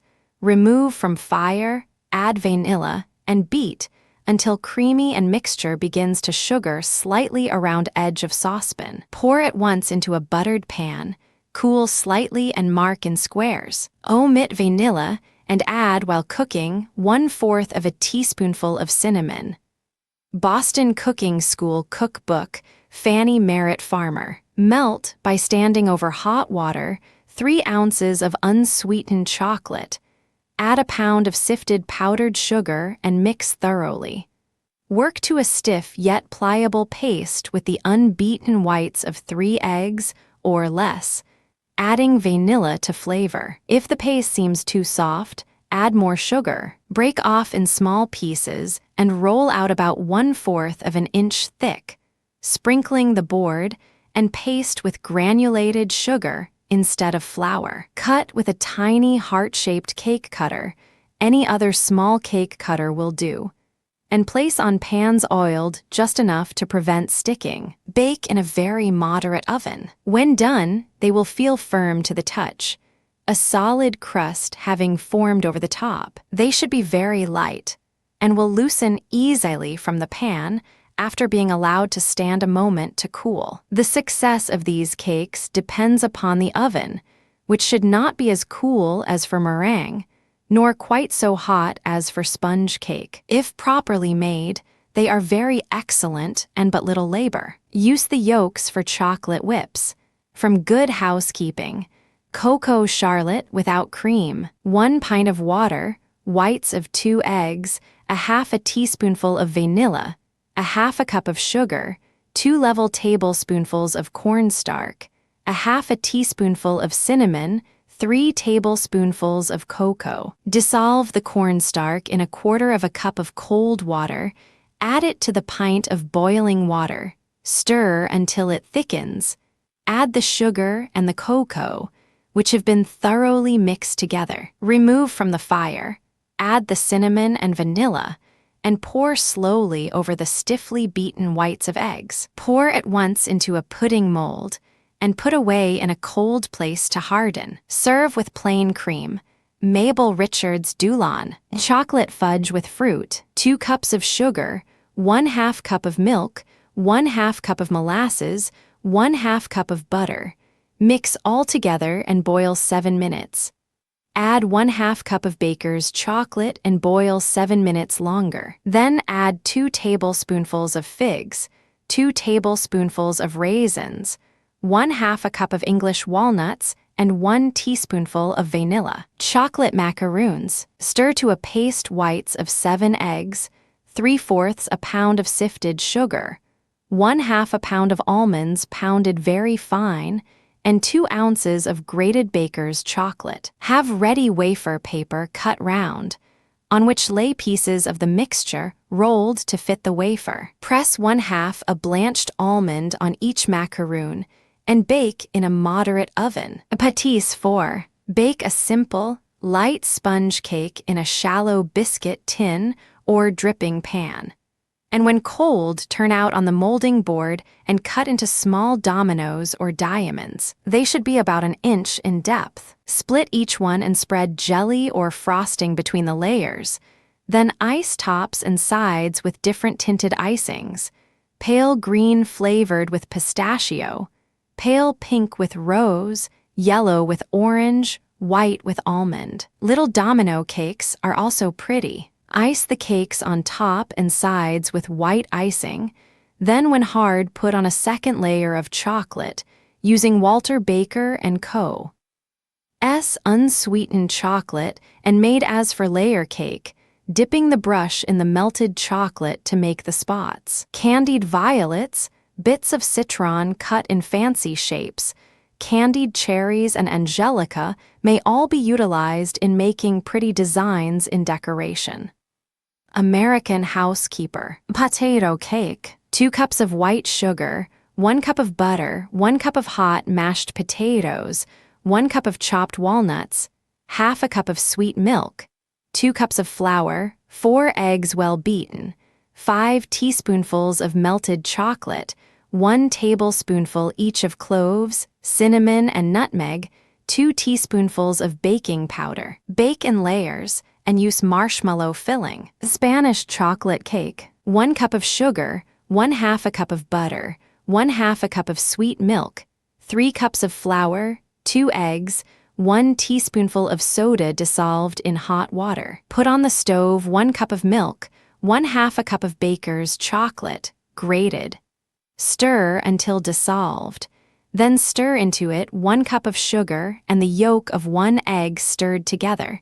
When cool, flavor with vanilla. While this is cooling, beat up the first part of the cake and add the chocolate custard. Bake in layers. Ice on top and between the layers. Peppermints, chocolate mints, etc. White of 1 egg, 2 tablespoonfuls of cold water, sifted confectioner's sugar, a 1/2 teaspoonful of essence of peppermint or a few drops of oil of peppermint, 1 or 2 squares of baker's chocolate, green color paste, pink color paste. Beat the egg on a plate, add the cold water, and gradually work in sugar enough to make a firm paste. Divide the sugar paste into 3 parts. To 1 part, add the peppermint and a very little of the green color paste. Take the paste from the jar with a wooden toothpick, add but a little. Work and knead the mixture until the paste is evenly distributed throughout. Roll the candy into a sheet 1/4 an inch thick. Then cut out into small rounds or other shape with any utensil that is convenient. Color the second part a very delicate pink. Flavor with rose extract and cut out in the same manner as the first. To the last part, add 1 or 2 squares of baker's chocolate, melted over hot water, and flavor with peppermint. Add also a little water, as the chocolate will make the mixture thick and crumbly. Begin by adding a tablespoonful of water, then add more if necessary. Knead and cut these as the others. Chocolate caramel walnuts, white of 1 egg, 3 tablespoonfuls of maple or caramel syrup, 1 tablespoonful of water, sifted confectioner's sugar, 1 teaspoonful of vanilla extract, 2 or more squares of baker's chocolate, English walnuts. Beat the white of egg slightly, add the syrup, water, sugar as needed, the chocolate, melted over hot water, and the vanilla, also more water if necessary. Work with a silver-plated knife and knead until thoroughly mixed. Then break off small pieces of uniform size and roll them into balls in the hollow of the hand. Flatten the balls a little. Set the half of an English walnut upon each, pressing the nut into the candy and thus flattening it still more. The caramel gives the chocolate a particularly nice flavor. How to coat candies and see. With Baker's Dot Chocolate, half a pound of Dot chocolate will coat quite a number of candy or other centers. But as depth of chocolate and an even temperature during the whole time one is at work are essential, it is well, when convenient, to melt a larger quantity of chocolate. When cold, the unused chocolate may be cut from the dish and set aside for use at a future time. If the chocolate be at the proper temperature when the centers are dipped in it, it will give a rich, glossy coating free from spots, and the candies will not have a spreading base. After a few centers have been dipped, set them in a cool place to harden. The necessary utensils are a wire fork and a very small double boiler. The inner dish of the boiler should be of such size that the melted chocolate will come nearly to the top of it. Break the chocolate in small pieces and surround with warm water. Stir occasionally while melting. When the melted chocolate has cooled to about 80 degrees F, it is ready to use. Drop whatever is to be coated into the chocolate. With the fork, push it below the chocolate, lift out, draw across the edge of the dish, and drop onto a piece of table oilcloth or onto waxed paper. Do not let a drop of water get into the chocolate. Chocolate-dipped peppermints. Prepare green, white, pink, and chocolate-colored mints by the first recipe. After they have dried off a little, run a spatula under each and turn to dry the other side. Coat with Baker's Dot Chocolate, ginger, cherry, apricot, and nut chocolates, sifted confectioner's sugar, almond or rose extract, preserved ginger, candied cherries, candied apricots, halves of almond, halves of pecan nuts. A half a pound of Baker's Dot Chocolate. Use the first 4 ingredients in making uncooked fondant. Caramel syrup is a great addition to this fondant, especially if nuts are to be used. Use 3 tablespoonfuls of syrup and 1 tablespoonful of water with 1 egg white instead of the 2 tablespoonfuls of water indicated in the recipe. Work the fondant for some time, then break off little bits and wrap around small pieces of the fruit, then roll in the hollow of the hand into balls or oblongs. For other candies, roll a piece of the fondant into a ball, flatten it with the fingers and use to cover a whole pecan or English walnut meat. Set each shape on a plate as it is finished. They will harden very quickly. Dip these, one by one, in Baker's Dot Chocolate and set on an oil cloth. Chocolate peanut clusters. Shell a quart of freshly roasted peanuts and remove the skins. Drop the peanuts, one by one, into the center of a dish of Dot chocolate made ready for use. Lift out onto oil cloth with a dipping fork. A wire fork comes for the purpose, but a silver oyster fork answers nicely to make groups of 3 nuts. 2 below, side by side, and 1 above and between the others. Chocolate-coated almonds. Select nuts that are plump at the ends. Use them without blanching. Brush to remove dust. Melt Dot chocolate, and when cooled properly, drop the nuts, one at a time, into the center of it. Push the nuts under with the fork, then drop onto waxed paper or oil cloth. In removing the fork, make a design on the top of each nut. These are easily prepared and are particularly good. Plain and chocolate-dipped Parisian sweets. A half a cup of sultana raisins, 5 figs, 1 cup of dates, 2 ounces citron, 2/3 a cup of nut meats. Almonds, filberts, pecans, or walnuts, 1 variety or a mixture. 1/2 ounces of Baker's chocolate, 1/3 a cup of confectioner's sugar, 1/4 a teaspoonful of salt, chocolate fondant or Baker's Dot chocolate. Pour boiling water over the figs and dates, let boil up once, then drain as dry as possible. Remove stones from the dates, the stem ends from the figs, chop the fruit and nut meats. Almonds should be blanched in a food chopper. Add the salt and the sugar and work the whole to a smooth paste. Add the chocolate, melted, and work it evenly through the mass. Add more sugar if it is needed. and roll the mixture into a sheet 1/4 an inch thick. Cut into strips an inch wide. Cut the strips into diamond-shaped pieces, or squares.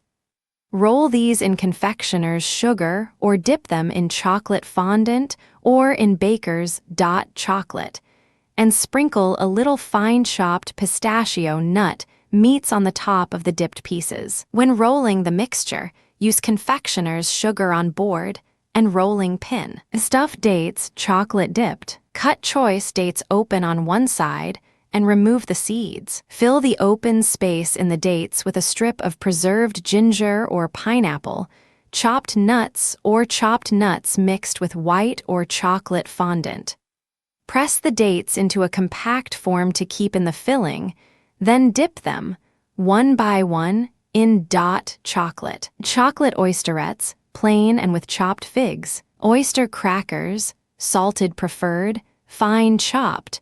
Roasted peanuts or raisins or 3 or 4 basket figs, or a little French fruit cut in very small bits. A half a pound or more of baker's chocolate. Select fresh-baked crackers free from crumbs. Dip in chocolate, made ready as in previous recipes, and dispose on oilcloth or waxed paper. For a change, add figs or other fruit, cut very fine, or chopped nuts to the chocolate ready for dipping. Turkish paste with French fruit, chocolate flavored. 3 level tablespoonfuls of granulated gelatine, a half a cup of cold water, 2 cups of sugar, 2/3 a cup of cold water, 1 teaspoonful of ground cinnamon, 2 squares of baker's chocolate, 1 teaspoonful of vanilla extract, 1 cup of French candied fruit, cherries, angelica, citron, etc. Chopped fine. Let the gelatine stand in the half cup of cold water until it has taken up all of the water. Stir the sugar and the 2/3 a cup of cold water over the fire until the sugar is dissolved and the syrup is boiling. Then add the gelatine and let cook 20 minutes. Add the cinnamon, the chocolate, melted over hot water, and beat all together. Then add the vanilla and the fruit. Let stand in a cool place for a time. Then when it thickens a little, turn into an unbuttered bread pan and set aside until the next day. To unmold, separate the paste from the pan, at the edge, with a sharp-pointed knife. Sift confectioner's sugar over the top. Then with the tips of the fingers, gently pull the paste from the pan to a board dredged with confectioner's sugar.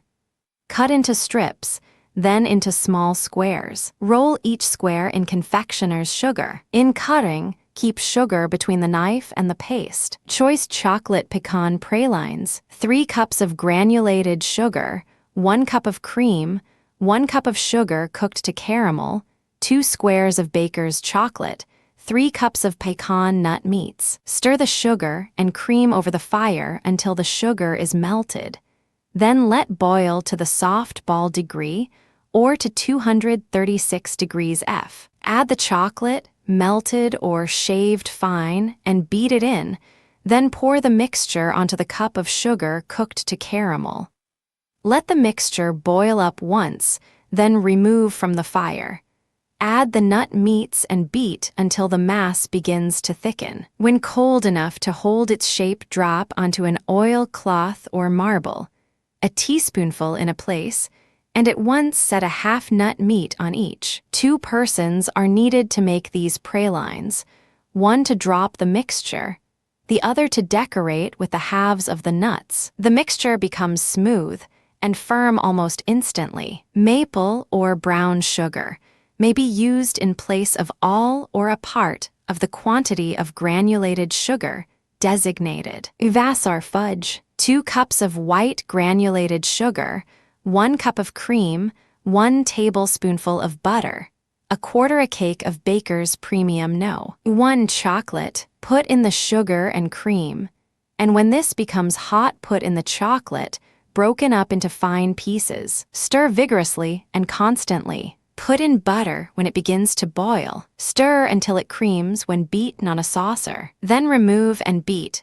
until quite cool and pour into buttered tins. When cold, cut in diamond-shaped pieces. Smith College fudge. Melt 1/4 cup of butter. Mix together in a separate dish 1 cup of white sugar, 1 cup of brown sugar, 1/4 cup of molasses, and 1/2 cup of cream. Add this to the butter, and after it has been brought to a boil, continue boiling for 2½ minutes, stirring rapidly. Then add 2 squares of Baker's Premium No. 1 chocolate, scraped fine. Boil this 5 minutes, stirring it first rapidly and then more slowly towards the end. After it has been taken from the fire, add 1 1/2 teaspoonfuls of vanilla. Then stir constantly until the mass thickens. Pour into buttered pan and set in a cool place. Wellesley Marshmallow Fudge. Heat 2 cups of granulated sugar and 1 cup of rich milk. Cream is better. Add 2 squares of Baker's chocolate and boil until it hardens in cold water. Just before it is done, add a small piece of butter. Then begin to stir in marshmallows, crushing and beating them with a spoon. Continue to stir in marshmallows after the fudge has been taken from the fire, until 1/2 pound has been stirred into the fudge. Cool in sheets 3/4 of an inch thick and cut in cubes. Double fudge. 2 cups of granulated sugar, 2 squares of Baker's chocolate, 1/2 cup of cream, 1 tablespoonful of butter. 46 chocolate and cocoa recipes boil 7 minutes. Then beat and spread in buttered tin to cool. 2 cups of brown sugar, 1/2 cup of cream, 1 teaspoonful of vanilla extract, 1 cup of walnut meats, chopped fine, butter size of a walnut. Boil 10 minutes.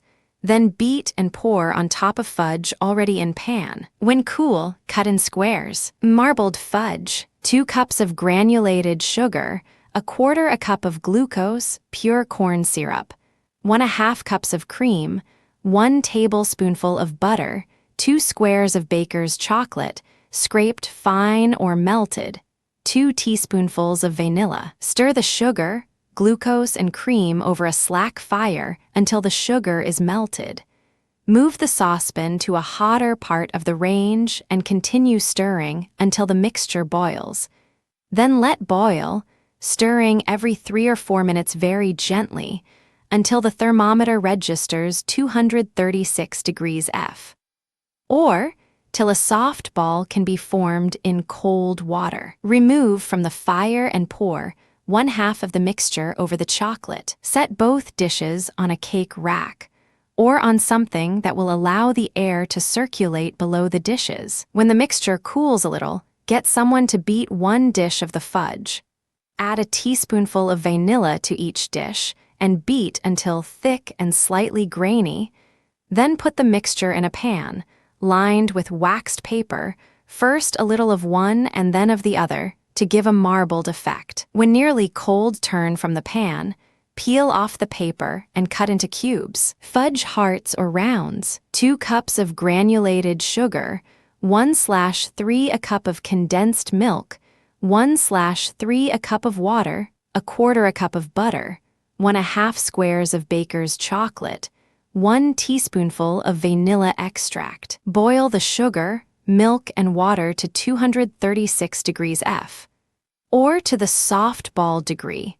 Stir gently every few minutes. Add the butter and let boil up vigorously, then remove from the fire and add the chocolate.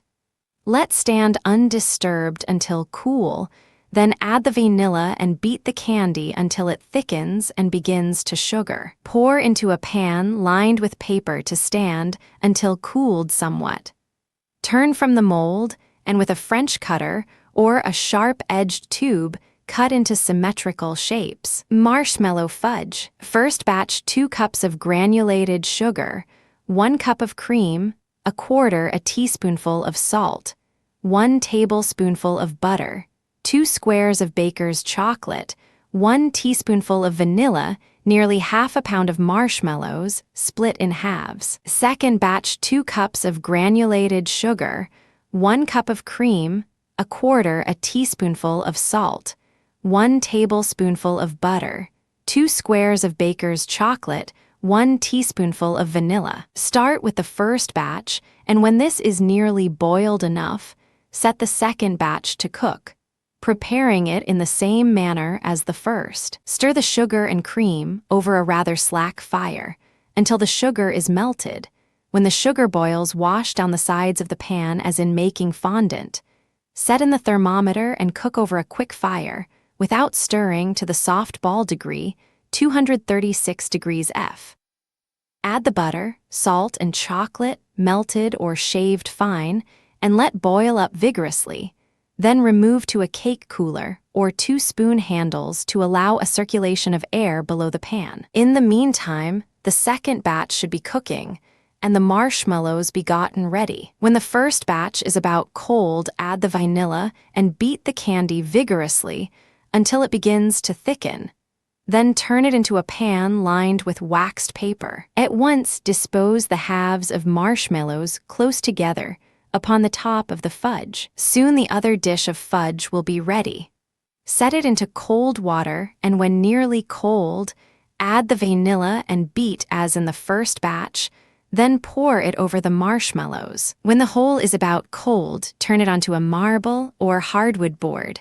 Pull off the paper and cut into cubes. If one is able to work very quickly, but one batch need be prepared, half of it being spread over the marshmallows. Chocolate-dipped fruit fudge. A fruit fudge, 1½ cups of granulated sugar, 1 cup of maple syrup, 1½ cups of glucose, pure corn syrup, 1/2 cup of thick cream, or 1/3 a cup of milk and 1/4 a cup of butter, 3/4 a cup of fruit, figs, and candied cherries and apricots, cut in small pieces. Chocolate for dipping. 1/2 cake or more of baker's chocolate. Stir the sugar, syrup, glucose, and cream until the sugar is melted. Cover and let boil 3 or 4 minutes.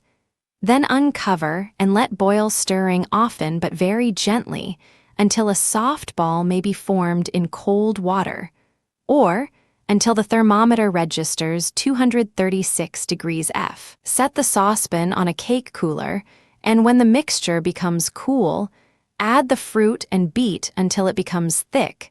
Then turn into pans lined with waxed paper. In about 15 minutes, cut into squares. Coat these with the chocolate. Chocolate coconut cakes. 2/3 a cup of granulated sugar, 1 cup less 1 tablespoonful of glucose, 1/2 pound of desiccated coconut, 1/2 pound or baker's chocolate. Heat the sugar, water, and glucose to the boiling point.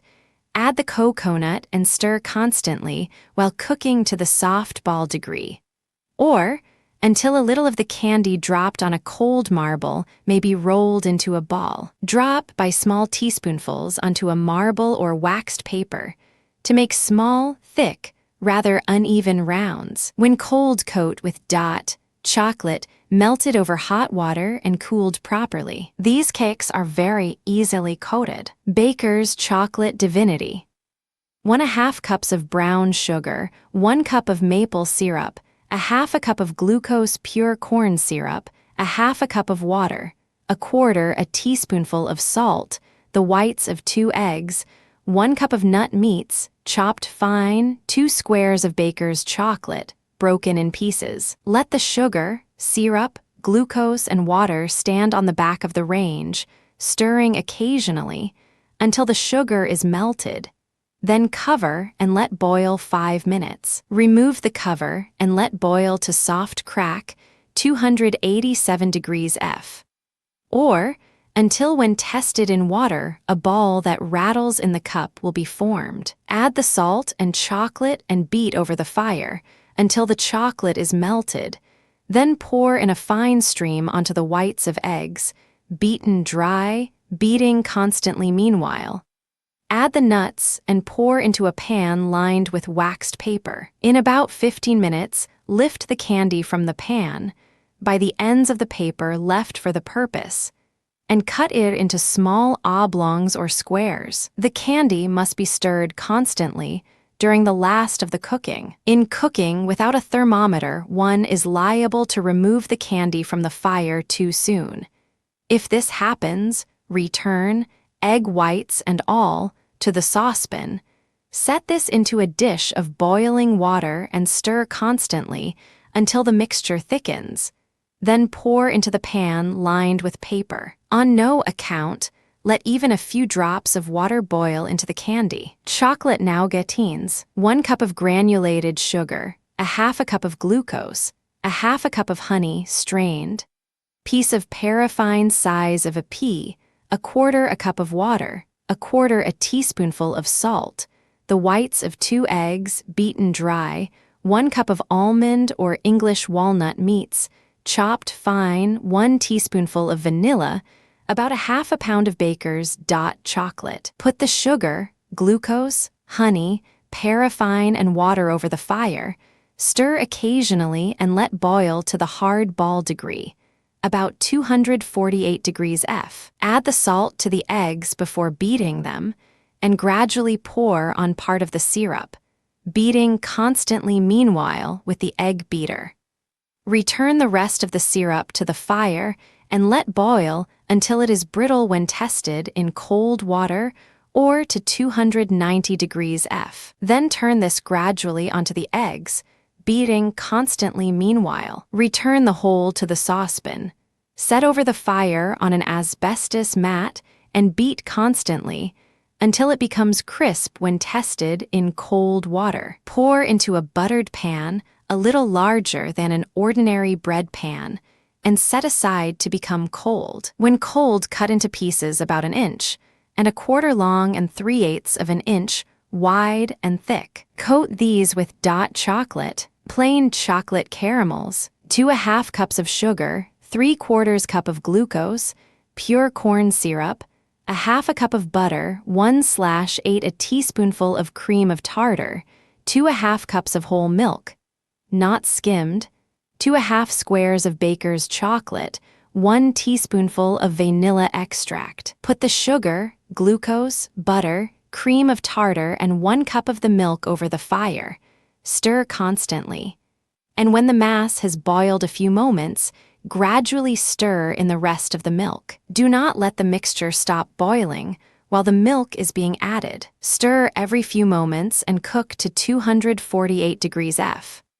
Or, until when tested in cold water, a hard ball may be formed. Add the chocolate and vanilla and beat them thoroughly through the candy. Then turn it into 2 bread pans. When nearly cold, cut into squares. Chocolate nut caramels, 2 cups of granulated sugar, 1½ cups of glucose, pure corn syrup, 2 cups of cream, 1 cup of butter, 3 or 4 squares of Baker's chocolate, 1½ cups of English walnut meats, 2 teaspoonfuls of vanilla extract. Put the sugar, glucose, 1 cup of the cream and the butter over the fire. Stir and cook until the mixture boils vigorously, then gradually add the other cup of cream. Do not allow the mixture to stop boiling while the cream is being added. Cook until the thermometer registers 250 degrees F. Stirring gently, move the thermometer to stir beneath it every 4 or 5 minutes. Without a thermometer, boil until, when tested by dropping a little in cold water, a hard ball may be formed in the water. Remove from the fire, add the chocolate and nuts and beat until the chocolate is melted.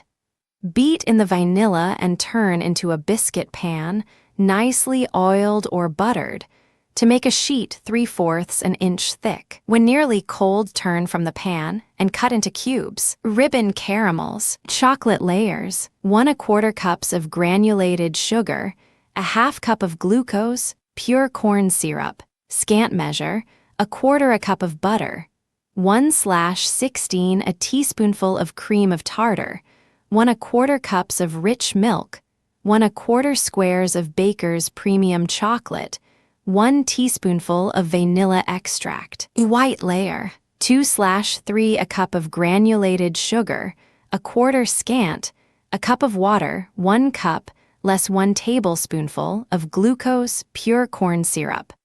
1/3 a pound of desiccated coconut. Put the sugar, glucose, butter, cream of tartar, and the 1/4 a cup of milk over the fire. Stir until the mixture boils. Then very gradually stir in the rest of the milk. Let cook, stirring occasionally, to 248 degrees F. Or until, when tested in water or on a cold marble, a pretty firm ball may be formed. Add the chocolate and vanilla. Mix thoroughly and turn into 2 well-buttered shallow pans. For the white layer, put the sugar, water, and glucose over the fire. Stir until boiling. Then add the coconut and stir occasionally until a soft ball may be formed. When a little of the mixture is dropped upon a cold marble, put this mixture over the fire to dissolve the sugar, but do not let it begin to boil until the chocolate layers are turned into the pans. When the white mixture is ready, turn enough of it onto one of the chocolate layers to make a layer about 1/3 an inch thick. Have the other chocolate layer cooled by standing in cold water. Remove it from the pan and dispose above the coconut layer. Let stand until cold and firm, then cut in cubes. Wrap each cube in waxed paper. Fondant, 4 cups of granulated sugar, 1/2 cups of cold water, 1/4 a teaspoonful of cream of tartar, or 3 drops of acetic acid. Stir the sugar and water in a saucepan, set on the back part of the range, until the sugar is melted. Then draw the saucepan to a hotter part of the range and stir until the boiling point is reached. Add the cream of tartar or acid, and with the hand or a cloth wet repeatedly in cold water, wash down the sides of the saucepan to remove any grains of sugar that have been thrown there. Cover the saucepan and let boil rapidly 3 or 4 minutes. Remove the cover, set in the thermometer, if one is to be used, and let cook very rapidly to 240 degrees F, or the soft ball degree. Wet the hand in cold water and with it dampen a marble slab or a large platter. Then without jarring the syrup, turn it onto the marble or platter. Do not scrape out the saucepan or allow the last of the syrup to drip from it, as sugary portions will spoil the fondant by making it grainy. When the syrup is cold, with a metal scraper or a wooden spatula, turn the edges of the mass towards the center and continue turning the edges in until the mass begins to thicken and grow white. Then work it up into a ball, scraping all the sugar from the marble onto the mass. Knead slightly. Then cover closely with a heavy piece of cotton cloth wrung out of cold water. Let the sugar stand for an hour or longer to ripen. Then remove the damp cloth and cut the mass into pieces. Press these closely into a kitchen bowl. Cover with a cloth wrung out of water. This cloth must not touch the fondant, and then with heavy paper. The fondant may be used the next day, but is in better condition after several days, and may be kept almost indefinitely. If the cloth covering it be wrung out of cold water and replaced once in 5 or 6 days. Fondant may be used, white or delicately colored with vegetable color pastes or with chocolate, as frosting for small cakes, or eclairs, or for making candy centers. To be coated with chocolate or with some of the same fondant tinted and flavored appropriately. Almond chocolate creams, centers, 1/4 a cup of blanched almonds, chopped fine, 1/2 a cup of fondant, 1/4 a teaspoonful of vanilla, confectioner's sugar for kneading and shaping, chocolate coating, about 1 cup of fondant, 2 squares of baker's chocolate, 1 teaspoonful of vanilla extract, few drops of water as needed, halves of blanched almonds. Mix the chopped almonds with the fondant and vanilla. Add confectioner's sugar, a little at a time, and knead the mass thoroughly on a marble or large platter. Shape into a long roll, Then cut into small pieces of the same size. Shape these into balls a generous ½ inch in diameter and leave them about an hour to harden on the outside. Put the fondant for the coating and the chocolate, shaved or broken in pieces, in a double boiler, with hot water in the lower receptacle. Add the vanilla and the water and heat until melted. Take out the spoon and put in a dipping fork, a wire fork costing about 10 cents. Beat the fondant to keep it from crusting and drop in a center. With the fork, cover it with fondant. Put the fork under it and lift it out. Scrape the fork lightly on the edge of the dish.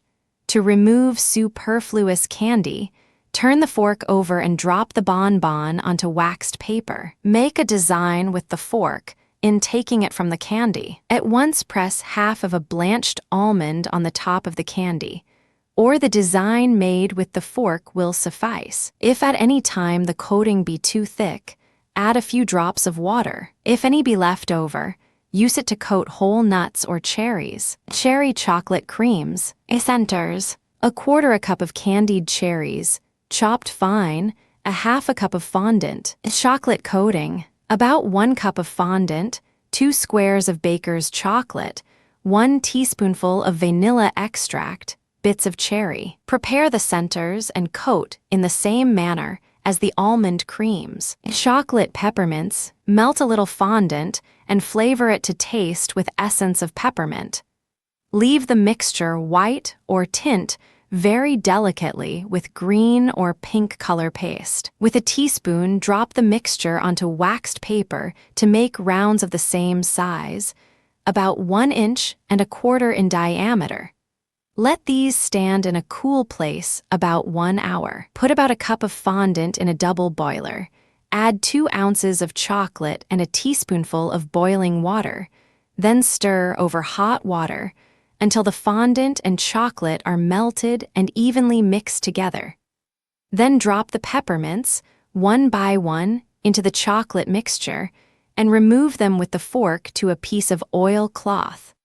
Let stand until the chocolate is set, when they are ready to use. Fig and nut chocolates: 5 figs, 3 or 4 tablespoonfuls of water or sherry wine, 1/2 cup of English walnut meats, powdered sugar, fondant, 3 or 4 ounces of baker's chocolate, 1 teaspoonful of vanilla. Remove the stem and hard place around the blossom end of the figs, and let steam with the water or wine in a double boiler until softened.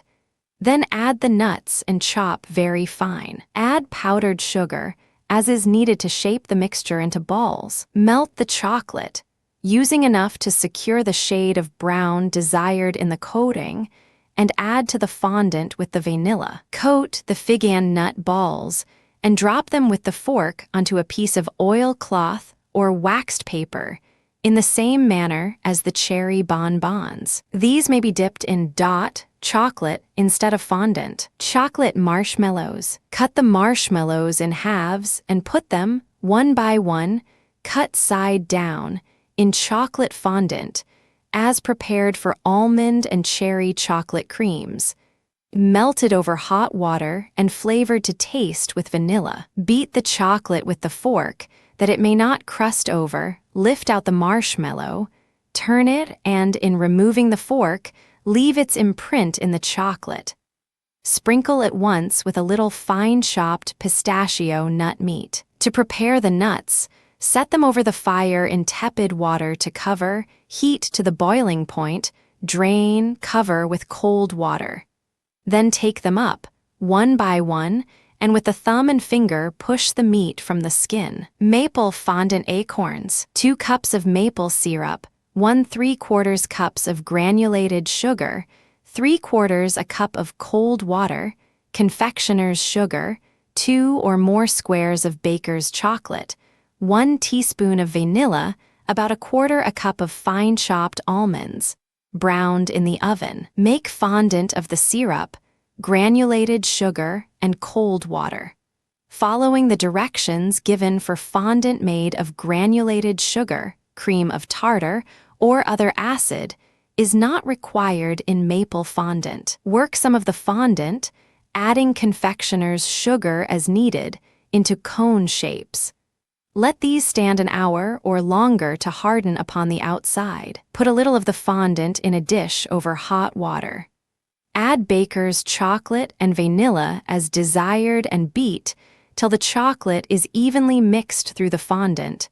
Then dip the cones in the chocolate and set them on a piece of oil cloth or waxed paper. When all are dipped, lift the first one dipped from the paper and dip the base again in the chocolate, and then in the chopped and browned almonds. Continue until all have been dipped. Chocolate almond bars. 1/2 cup of sugar, 3/4 cup of glucose, 1/2 cup of water. 1/4 ounce of paraffine at discretion. 1/2 cup of blanched almonds, chopped fine.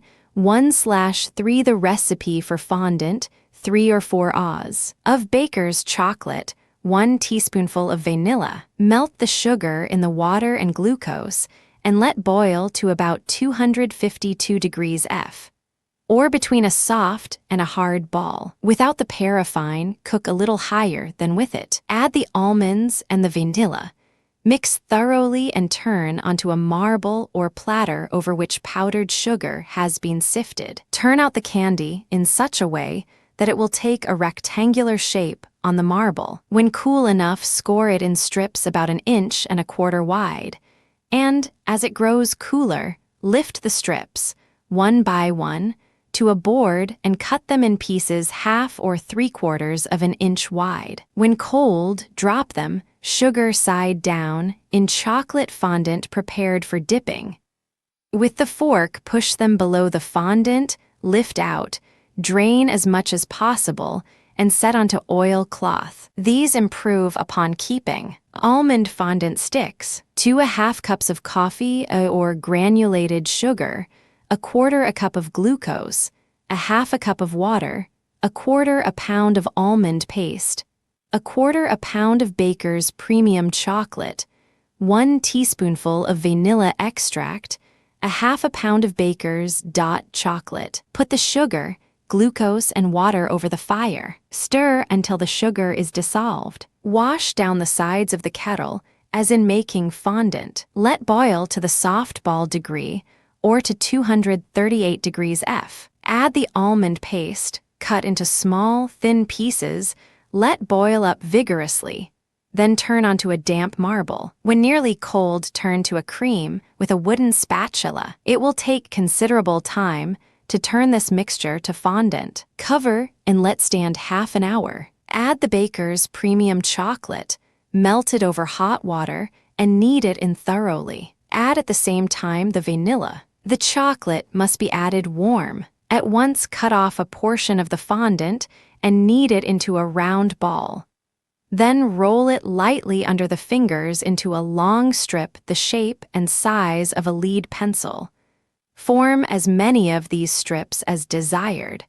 Cut the strips into 2-inch lengths and let stand to become firm. Have ready the dot chocolate melted over hot water, and in this coat, the prepared sticks leaving the surface a little rough. Almond fondant balls. Roll part of the almond fondant into small balls. Some of the dot chocolate will be left after dipping the almond chocolate sticks. Remelt this over hot water, and in it coat the balls lightly. As each ball is coated with the chocolate, drop it onto a plate of chopped pistachio nut meats or of chopped coconut, fresh or desiccated. With a spoon, sprinkle the chopped material over the balls. Walnut cream chocolates. 2 cups of granulated sugar, 1/2 cup of condensed milk, 1/2 cup of water, 3 or 4 tablespoonfuls of thick caramel syrup, a little water, 1 teaspoonful of vanilla,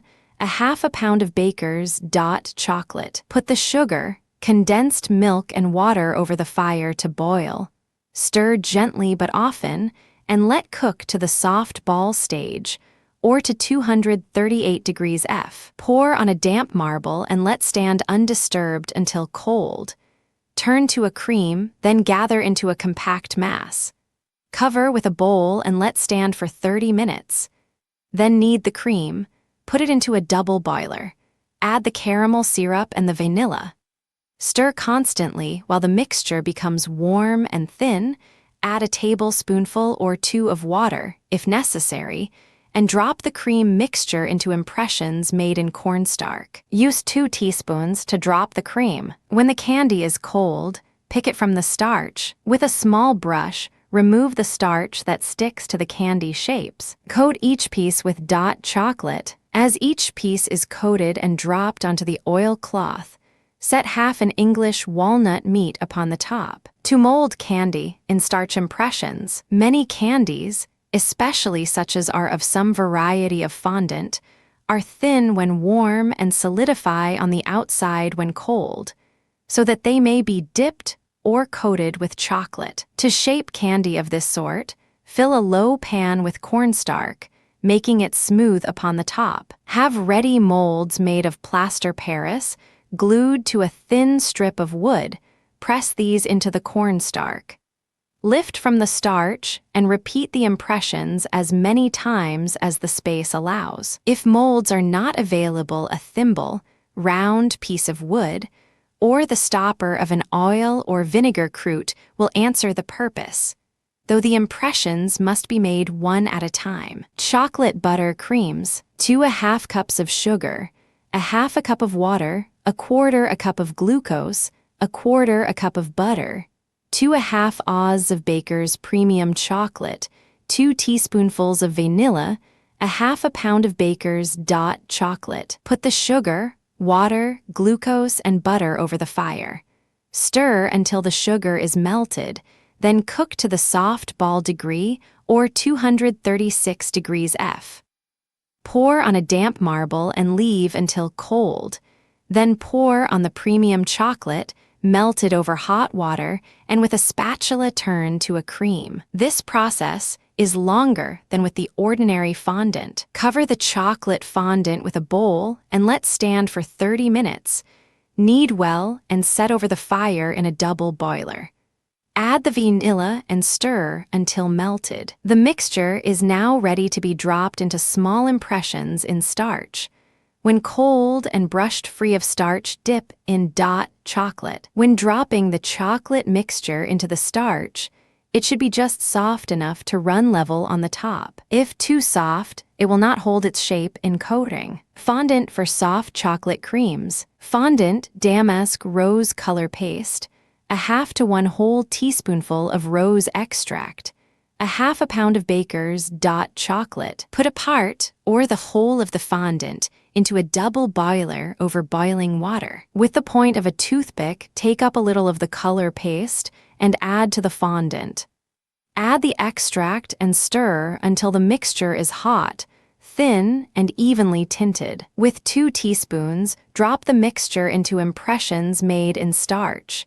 It should be hot and thin enough to run level on top. When the shapes are cold, remove from the starch, brush carefully and coat with chocolate. Pistachio chocolate creams. Fondant, green color paste, 1 teaspoonful of vanilla extract, 1/8 a teaspoonful of almond extract, pistachio nuts in slices and halves, 1/2 pound of Baker's chocolate. Using green color paste, vanilla and almond, extract mold the fondant in long shapes. Put a bit of nut in each impression before filling it with fondant. When firm, coat with chocolate and set 1/2 a pistachio nut on top. Surprise chocolate creams. Fondant, candied or maraschino cherries, flavoring of almond or vanilla, chopped peanuts, 1/2 pound of Baker's chocolate. Melt the fondant over hot water and add the flavoring. Put a bit of cherry in the bottom of each starch impression. Then turn in the melted fondant to fill the impressions and have them level on the top. Let the chocolate, broken in bits, be melted over warm water. Then add as many chopped peanuts as can be well stirred into it. Let cool to about 80 degrees F, and in it drop the creams, one at a time. As coated, dispose them on table oilcloth or waxed paper. Chocolate peanut brittle. 1½ cups of sugar, 2/3 a cup of water, a half a cup of glucose, pure corn syrup, 2 level tablespoonfuls of butter, a half a pound of raw shelled peanuts, 1 teaspoonful of vanilla extract, 1 level teaspoonful of soda, 1 tablespoonful of cold water, a half a pound or more of Baker's chocolate. Put the sugar, water, and glucose over the fire. Stir till the sugar is dissolved. Wash down the sides of the saucepan with a cloth or the fingers dipped in cold water. Cover and let boil 3 or 4 minutes. Then uncover and let cook to 275 degrees F. When a little is cooled and chewed, it clings but does not stick to the teeth. Add the butter and peanuts and stir constantly until the peanuts are nicely browned, or are of the color of well-roasted peanuts. Dissolve the soda in the cold water. Add the vanilla and the soda and stir vigorously. When the candy is through foaming, turn it onto a warm and well-oiled marble or platter. As soon as it has cooled a little on the edges, take hold of it at the edge and pull out as thin as possible. Loosen it from the receptacle at the center by running a spatula under it. Then turn the whole sheet upside down and again pull as thin as possible. Break into small pieces, and when cold, coat with chocolate prepared as in previous recipes. Half of a roasted peanut may be set upon each piece as coated. Note that the peanuts used in the brittle are raw. The small Spanish peanuts are the best for this purpose. After the peanuts are shelled, cover them with boiling water. Let boil up once, then skim out and push off the skin when they are ready to use. Chocolate popcorn balls, 1/2 cups of sugar, 1/3 a cup of glucose, 2/3 a cup of water, 1/3 a cup of molasses, 3 tablespoonfuls of butter, 3 squares of Baker's premium chocolate, 1 teaspoonful of vanilla extract, about 4 quarts of popped corn, well salted. Set the sugar, glucose, and water over the fire. Stir until the sugar is melted. Then wash down the sides of the saucepan. Cover and let boil 3 or 4 minutes. Then remove the cover and let cook without stirring to the hard ball degree. Add the molasses and butter and stir constantly until brittle in cold water. Remove from the fire and, as soon as the bubbling ceases, add the chocolate, melted over hot water, and the vanilla. Stir to mix the chocolate evenly through the candy, then pour onto the popped corn, mixing the two together meanwhile. With buttered hands, lightly roll the mixture into small balls. Press the mixture together, only just enough to hold it in shape. Discard all the hard kernels in the corn. Have the corn warm and in a warm bowl. Chocolate molasses kisses, 2 cups of coffee as sugar, 1/3 a cup of glucose, pure corn syrup, 2/3 a cup of water, 1 cup of molasses, 2 tablespoonfuls of butter, 1/4 a teaspoonful of salt, 4 ounces of Baker's premium chocolate, 1 tablespoonful of vanilla extract, or 1 teaspoonful of essence of peppermint. Put all the ingredients, save the salt, chocolate, and flavoring over the fire. Let boil rapidly to 260 degrees F, or until brittle when tested in cold water. During the last of the cooking, the candy must be stirred constantly. Pour onto an oiled platter or marble. Pour the chocolate, melted over hot water, above the candy. As the candy cools on the edges, with a spatula or the fingers, turn the edges towards the center. Continue this until the candy is cold enough to pull. Pull over a hook until cold. Add the flavoring, a little at a time, during the pulling. Cut in short lengths and wrap in waxed paper. Walter Baker & Co., Limited. Established 1780. This house has grown to be the largest of its kind in the world, and it has achieved that result by always maintaining the highest standard in the quality of its cocoa and chocolate preparations, and selling them at the lowest price for which unadulterated articles of high grade can be put upon the market. Under cover of a similarity in name, trademark, label, or wrapper, a number of unscrupulous concerns have, within recent years, made attempts to get possession of the great market won by this house. By trading on its good name, selling to unsuspecting consumers goods of distinctly inferior quality, by representing them to be the products of the genuine bakers.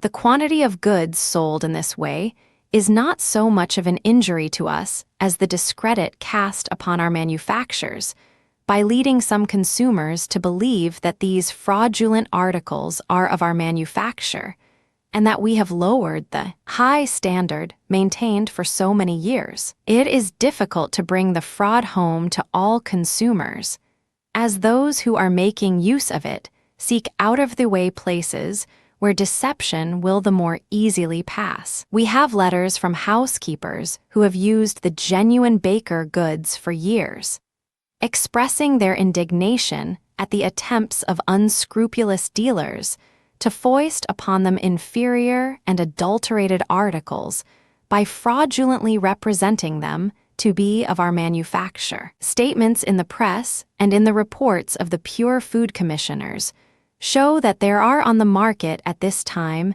many cocoas and chocolates which have been treated with adulterants, more or less injurious to health, for the purpose of cheapening the cost and giving a fictitious appearance of richness and strength. The safest course for consumers, therefore, is to buy goods bearing the name and trademark of a well-known and reputable manufacturer, and to make sure by a careful examination that they are getting what they order. Our cocoa and chocolate preparations are absolutely pure, free from coloring matter, chemical solvents, or adulterants of any kind, and are therefore in full conformity to the requirements of all national and state pure food laws. We have behind us 129 years of successful manufacture, and 52 highest awards from the great industrial exhibitions in Europe and America. We ask the cooperation of all consumers who want to get what they order and what they pay for to help us, as much in their own interest as ours, in checking these frauds. Walter Baker & Co., Limited, our registered guarantee under national pure food laws is Serial No. 90. Walter Baker & Co., S. Cocoa and Chocolate Preparations, Baker's Breakfast Cocoa. This admirable preparation is made from selected cocoa, from which the excess of oil has been removed. It is absolutely pure, and it is soluble. It has more than 3 times the strength of cocoa mixed with starch, arrowroot, or sugar, and is, therefore, far more economical, costing less than 1 cent a cup. It is delicious, nourishing, strengthening, easily digested, and admirably adapted for invalids as well as for persons in health. No alkalis or other chemicals or dyes are used in its preparation. Trademark on every package, Baker's Chocolate. It is the pure product of carefully selected cocoa beans, to which nothing has been added and from which nothing has been taken away. Unequaled for smoothness, delicacy, and natural flavor, celebrated for more than a century as a nutritious, delicious, and flesh-forming beverage. The high reputation and constantly increasing sales of this article have led to imitations on a very extensive scale. To distinguish their product from these imitations, Walter Baker & Co., Limited, having closed their cakes and pound packages in a new envelope or case of stiff paper, different from any other package. The color of the case is the same shade of deep blue heretofore used on the Baker packages, and no change has been made in the color,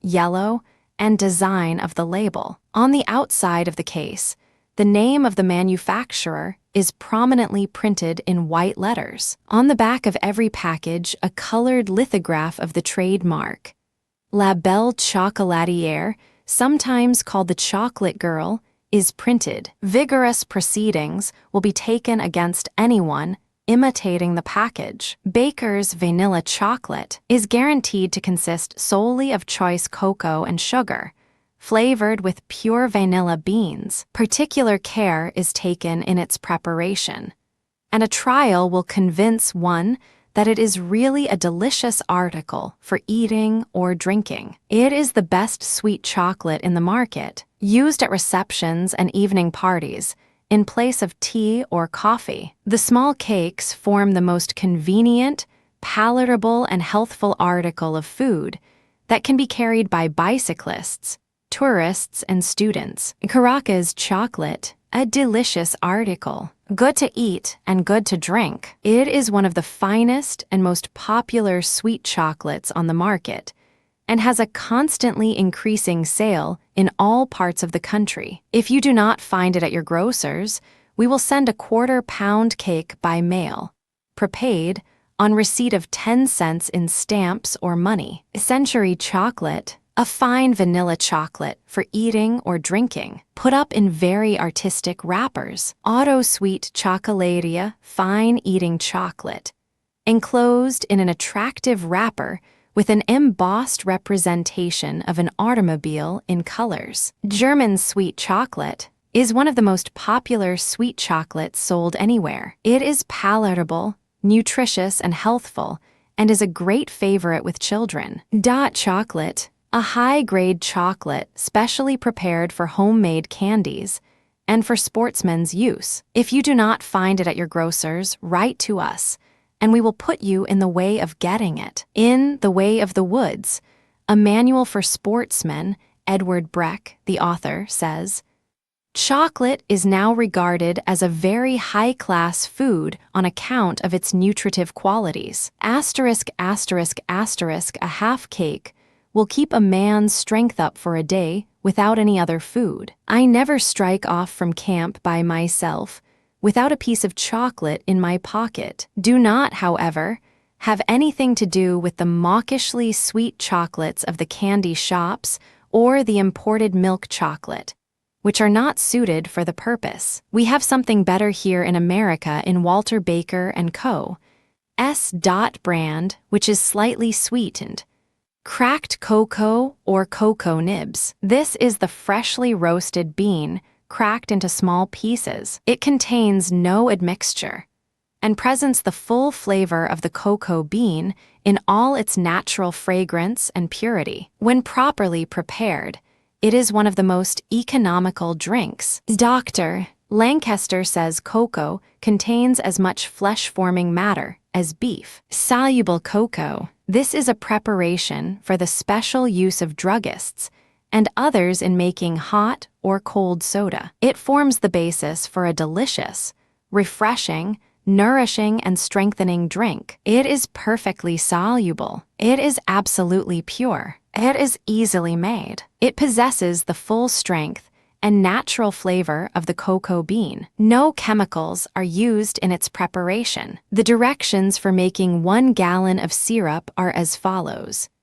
8 ounces of soluble cocoa, 8½ pounds of white sugar, 2½ quarts of water. Thoroughly dissolve the cocoa in hot water, then add the sugar and heat until the mixture boils. Strain while hot. After it has become cool, sugar may be added if desired. The trade is supplied with 1, 4, or 10 lb. Decorated canisters. Chocolate for confectioner's use. Liquid chocolates plain, sweet, light, medium, and dark. Soluble cocoa for hot or cold soda. Absolutely pure, free from coloring matter, chemical solvents, or adulterants of any kind, and therefore in full conformity to the requirements of all national and state pure food laws. These are small pieces of chocolate made from the finest beans and done up in fancy foil. The packages are tied with colored ribbons and are very attractive in form and delicious in substance. They are much used for desserts and collations, and at picnics and entertainments for young people. They are strongly recommended by physicians as a healthy and nutritious confection for children. Cocoa butter, 1/2 the weight of the cocoa bean, consists of a fat called cocoa butter. From its resemblance to ordinary butter, it is considered of great value as a nutritious, strengthening tonic, being preferred to cod liver oil and other nauseous fats so often used in pulmonary complaints. As a soothing application to chapped hands and lips and all irritated surfaces, cocoa butter has no equal, making the skin remarkably soft and smooth. Many who have used it say they would not for any consideration be without it. It is almost a necessary article for every household. Cocoa shells. Cocoa shells are the thin outer covering of the beans. They have a flavor similar to but milder than cocoa. Their very low price places them within the reach of all.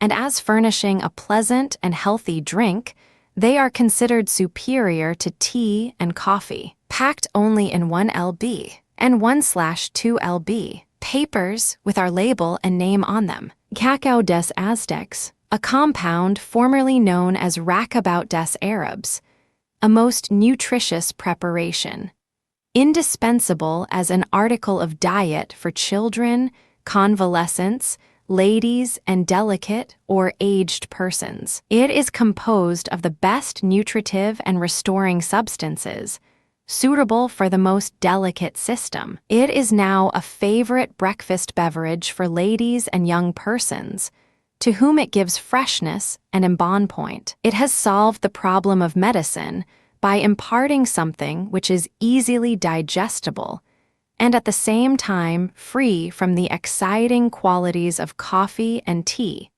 thus making it especially desirable for nervous persons or those afflicted with weak stomachs. It has a very agreeable flavor, is easily prepared, and has received the commendation of eminent physicians as being the best article known for convalescents and all persons desiring a light, digestible, nourishing, and strengthening food.